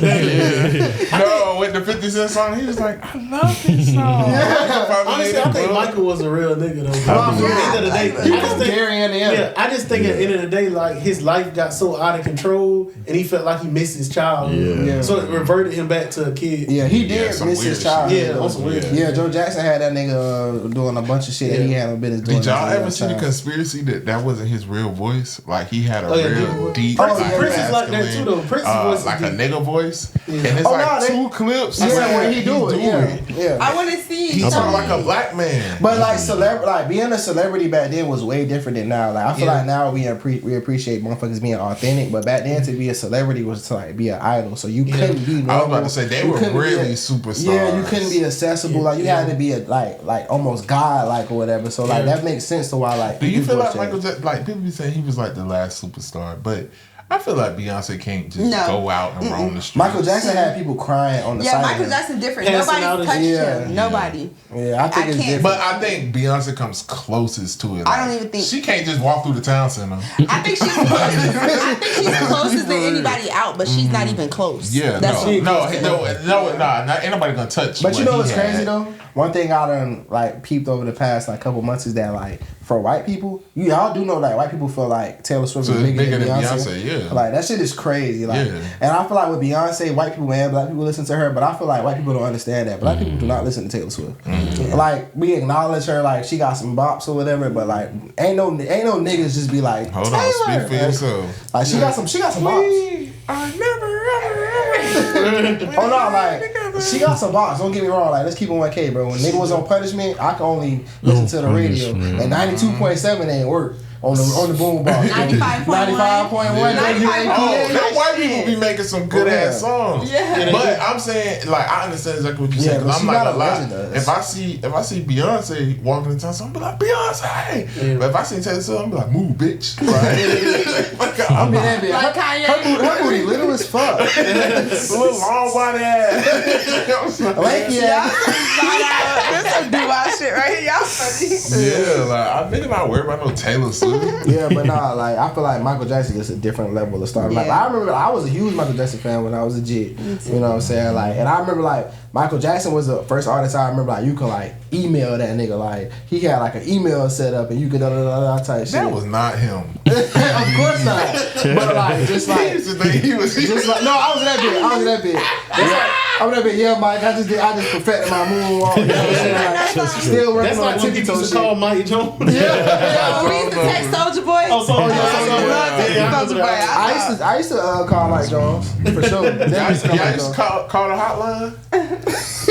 Maybe I was too wrong. No. I called the hotline. Yeah, some crazy stuff used to be going on. On BET, them shits on the BET commercial late night. Nah, it was like a local hotline too. My sister and her friends used to do it. Like they call, you do a little message, so they'd be on the phone like, "This is Cutie with the big old booty," and they beat niggas on the hotline like a chat room. Oh no, that's a sick time. Sick time. I never did that before. Yeah. Now you got Instagram where niggas you don't know DMing you. It's crazy. Right. Same difference. All right, so last category hygiene of the day, tips. Hygiene tips of the day. So as y'all know, this is Paid N Bazed where we get money and wash our ass. So y'all look like two clean cut brothers. What's some hygiene tips y'all got for the people? I say if you want your fragrance to last as nearly as long as a woman's, you know, you put your fragrance on while you still damp out the shower, and then you put your coconut oil on. It'll last a little bit longer. Hey. Yeah, that's all I got. I swear I be doing. Yeah. With me, I would say water temperature. Like your shower shouldn't be like piping hot. There you go. Women. Cause colder water closes. Colder water closes your pores off the dirt. Yeah. So you're supposed to wash your face with cold water. Yeah. Yeah. I say change your little temperature a little bit. My shower be burning hot. Like, I too. boil. Most women. And I wash my face with hot water. Like, I don't care. Like cold water. I think you should wash it with hot water. Then you wash it with cold water. I've heard like for skin things, it's better to use cold water. Yeah. That's probably why I be so ashy. I wash my face with hot water, but then when I use the the face wash and stuff like that, whenever I wash my face with, I do that with cold. So like normally, like so I get the cold out my eyes and all that shit with the hot water, cause that bit gonna be easier, and then I get into the cold water type shit. Yeah. So here's mine, and this is just a little tip. Like, but when you get waxes and stuff, and like put a little coconut oil on your coochie, ladies. Like it, not too much, because you can clog your pores and start them little bumps and stuff to come. But if you put a little coconut oil on your coochie, like it helps with like your hair, and when you go get waxes, it's not as harsh. That's my tip. Cause I just learned that too. So you put the coconut oil on there, like just with the a hair? little bit. Right. No, I'm saying like your ball, like your skin. Also, like just how you take care. Wax. Yeah, just how you take care of the rest of your skin when you get out of the shower. Like moisturize your coochie. Then they gonna start DJing and shit. Every time, I'm saying this for me, because when I get out of the shower, I always losing that pussy up. they always do this, y'all. But when I got a shower, I moisturize my coochie a little bit, but you're just not supposed to put too much because it'll clog it up. Oh, that's weird. That's interesting. Wash your pillows every pillows. week. Yeah, the pillowcase. Sheets and Man, you pillows, niggas, man, it's okay to get a new toothbrush. Definitely. We shouldn't have the same toothbrush for the last year. Like, I know sometimes we get, a lot of things come up, we forget. Yep. But this is your cue to go get a new toothbrush today. Oh, and another one, this is important. Like, y'all need to clip this for Jacksonville people. Jesus. There's a place called AHF at the I think it's St. Vincent's. Y'all be lined up at the club, but every time I go to this place, it don't be nobody there. This place is for STD testing. Why when I go there, it's always only like 2 people in the waiting room. It's free STD testing. You get every test. They give you your results really within 24 to 48 hours. Listen, Somebody's got a shirt. Y'all saying that? No, y'all saying that, but niggas don't be fucking seeing doctors. So let's really talk about it. But my whole thing I need y'all is, to, if you get tested and I'm fucking you and your shit grow good, why I gotta go? I'm good. niggas, all right, that's really nigga math. That's very logic. But that's why I gotta go. But no, for real, like, just on a serious note, St. Vincent's, the AHF testing center, you guys should be going there. And if you're out here single, even if you're with a person, because you can never test them, every 3 months you should be getting STD tests. Yeah. This is just what you should be doing as an adult. Men, this is for y'all, because it's been 10 years since y'all seen a doctor. As long as don't nothing, even if, as long as don't nothing come up on the test, you know what I'm saying? Well, maybe a little HPV, like. Damn. Everybody been exposed to HPV. You don't know it, but yeah, look it up. HPV, what is that? Everybody's been exposed to it. I'll just say this, Is that close? There's some truth to that. As a man, it is some truth in that. Like, I think hepatitis too. As a man, Look at these niggas bargaining. Men don't carry symptoms of HPV, but like women, like you'll know that you've been exposed to it if you go get a pap smear. Like it just increases your chances of having like ovarian cancer. What is? I'm sorry, but the HPV I've never. Almost every sexual active, if you've been sexually active and have done it raw, just about everybody has. And you're saying regular STD tests don't pick up on it? Only pap smears. They don't even test men. But I get my pap smears as well. That's called being dormant, right? Yeah, dormant. Now it can come back on men and cause like if you like ate a bitch with HPV, it can cause you to get throat cancer. Wait, but when I would say when I was a teenager, they had what it is. No, when I was a teenager, they had a shot for that because I remember when I started my period or whatever, like the doctor asked my mom if I wanted to. So I've never been exposed to it because they gave me that shot. My mama didn't play. That don't mean you ain't been exposed to it. You just got the shot. Yeah, like, so I will say this, like, just for the men out there, like, if you do find yourself in a position to where you do go to this place that Mocha told you to go, and the shit don't come up in your favor, my suggestion to you is, like, because if it was the other way around, she's not gonna take no accountability. So if I were you, what I would do is I always put the blame on her. Yeah, like, make sure she got it too. And then now it's wait, what? Damn,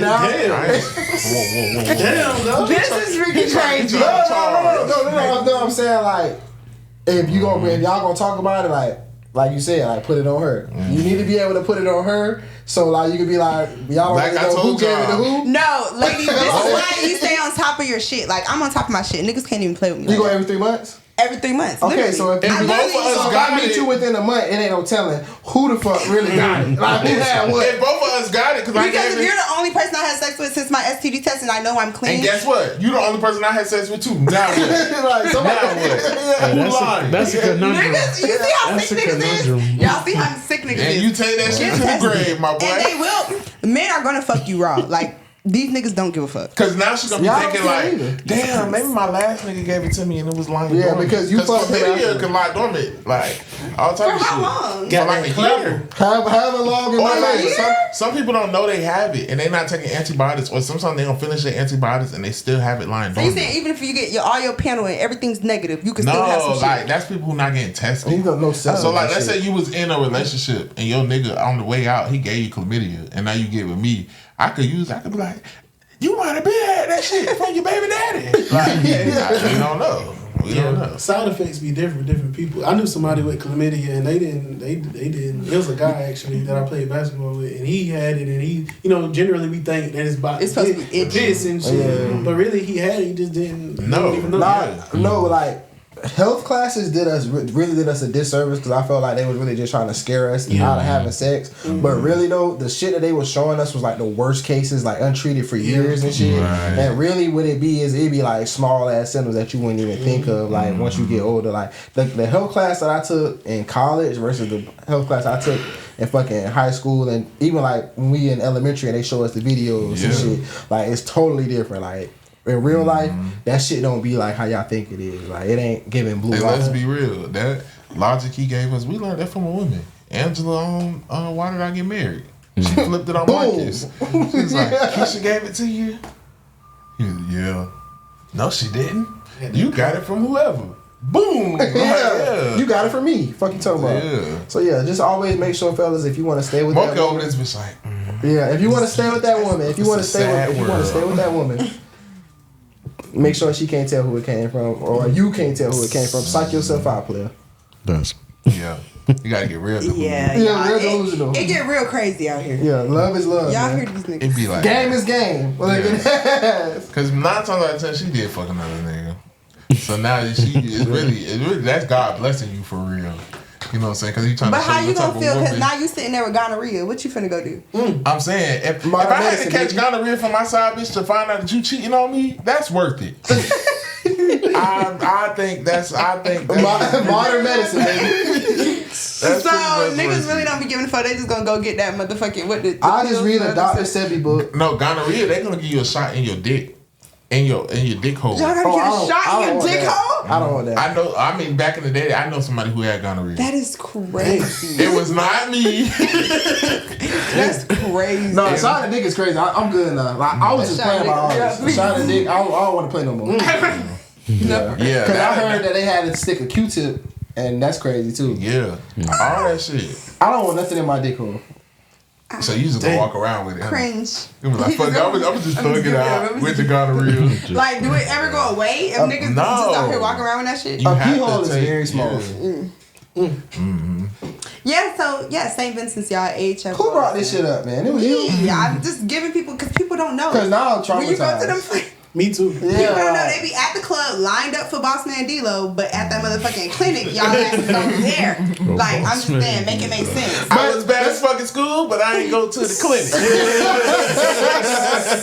But let's keep it 1K though, because like if it's a whole bunch of people in line at a clinic, that's how rumors start. Like now it's like somebody on Facebook like, y'all, the clinic was packed today. Like I done seen a bitch in the doctor, and I'm like, what the fuck she here for? Check on who you fucking. Yeah. I'm not that type of person. I don't give a fuck. Fuck what y'all saying. I'm here to, get what's done like y'all should be. Everybody there for the same reason. But go to a different clinic, because I don't want to have to wear a full fit to the clinic, because there might be some holes there. Let's be real. You really should be getting STD tested every time. Every 3 months. Absolutely. And you switch partners. Yeah, when you switch partners and you have an unprotected. But is that realistic all the time? Well, nigga ain't got time for that. You supposed to get an oil change every 3,000 miles too. As a woman, you should be caring. I'm just saying, y'all probably don't. And that's often. Niggas don't be giving a fuck. Before we get off this topic, can we talk about the anxiety of taking STD tests? Yeah, but and now the bitches come to your phone. For the AIDS test, I be so scared for that HIV. I be like, Lord. No, the HIV you get back immediately. But when they prick your finger for the HIV, you just be like, no, my shit go to my chart. And I be like, boy. That shit make you nervous. Yeah, nervous. It make you so scared. Then when I get it, that Magic Johnson. Yeah. Because you start thinking about the girls, like, I don't know, like, that shit was like, which bitch was it? I be like, that hoe do be out there. I don't know. That nigga is cheating on his bitch. Like, I ain't gonna lie. If I ever got like. Thinking about the smell. Taco seasoning. Smelling like. Yeah. I'm with you on that one. He's like, what was that smell? For real. Yeah, nah, that shit is scary out it here. is scary. I had a little cut. She was sweating. She might have got me. Listen, and shout out to like all of them like in the 60s and 50s, like who ain't have to worry about diseases and shit. I would have been a real fucker. Yeah. Wait, what you mean they did have to worry about disease? No, HIV ain't come until like what? Oh my gosh, 80s. for real? The 80s. That's So all them people that fucking shit is man-made shit. So the people fucking in 1900s was just fucking. No, like you can get syphilis and die from that shit. Like, but like, you know what I'm saying? It wasn't as HIV a little different. Like, I feel like that's a little different. Like, that's not something you can tell. I told y'all my daddy was a racist, right? He told me, he said it was because white people was messing with monkeys in the jungle. Yeah. and a monkey called AIDS, and the white man took it back to America because they mess with monkeys. I feel like white people don't eat racist. I believe it. No, for real. HIV and AIDS. That's what my daddy told me. Is definitely the reason why I be on my P's and Q's. Like that shit scares the fuck out of me. Like, well, it's not a death sentence, but it's just like you're marked. It's people with HIV living longer than ever. Yeah, it's just like you marked medicine. Because let's be real, we meet anybody, and you feeling shorty, like that. now you gotta tell them you got AIDS, and then like you be like, you know, she be like, yeah, I got HIV. You like, yeah, you cool, you know. But like that's around. You cool, you can dress. Nobody. Oh my God. They should even You have to cut that out. They should even cut that out. You have we to. dance like the baby. We gotta cut that out. They shouldn't be out. No, they do have like groups like I agree with you, but you have to cut that out. Oh, my bad. I'm gonna tell y'all. I know. Them niggas need a sign seeing. I personally know someone in my family. You need a back work. You know what I'm saying? Yeah. And she's very healthy, very beautiful woman. Niggas fuck with her all the time. No, but I think what he's saying is like, don't waste my time. No, Like, don't waste my life. Don't introduce me to a vibe that you know I'm not gonna fuck with when I find this out. Look, why you got HIV and we at live bar? You're like, I want to talk. This our third day. I'm thinking she a high class woman. She ain't giving me nothing. Y'all can't we use need to have a Oh talk. my God, we need to cut We need to have a because talk. let me be real. Some of these women I'm don't sorry. like they are in bad sorry. situations. I didn't know the Like with a It's husband who gave them I know the AIDS. system. It's horrible. No, it's horrible. I don't deal with the I'm just saying. I'm just saying, like. Just let me know off the ripple. That's Yeah, like, all all I'm jokes saying. aside, like, you got like a low T cell count.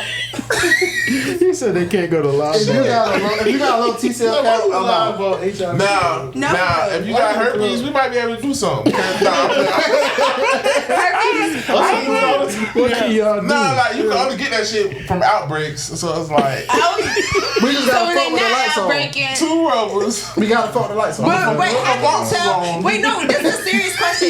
This is a serious question. You gotta have the grips on. This is a serious question because I've never been exposed to herpes. What's I've never up? seen herpes. I've never seen it. Yeah. How do y'all know the difference between like herpes? Why do you think we know? How do y'all know? Oh no, I have looked it up. How do y'all know the difference between a person with herpes or razor bumps? I don't know what it looks like. Herpes but I look know like girls get razor little bumps. red blisters, like little sack full.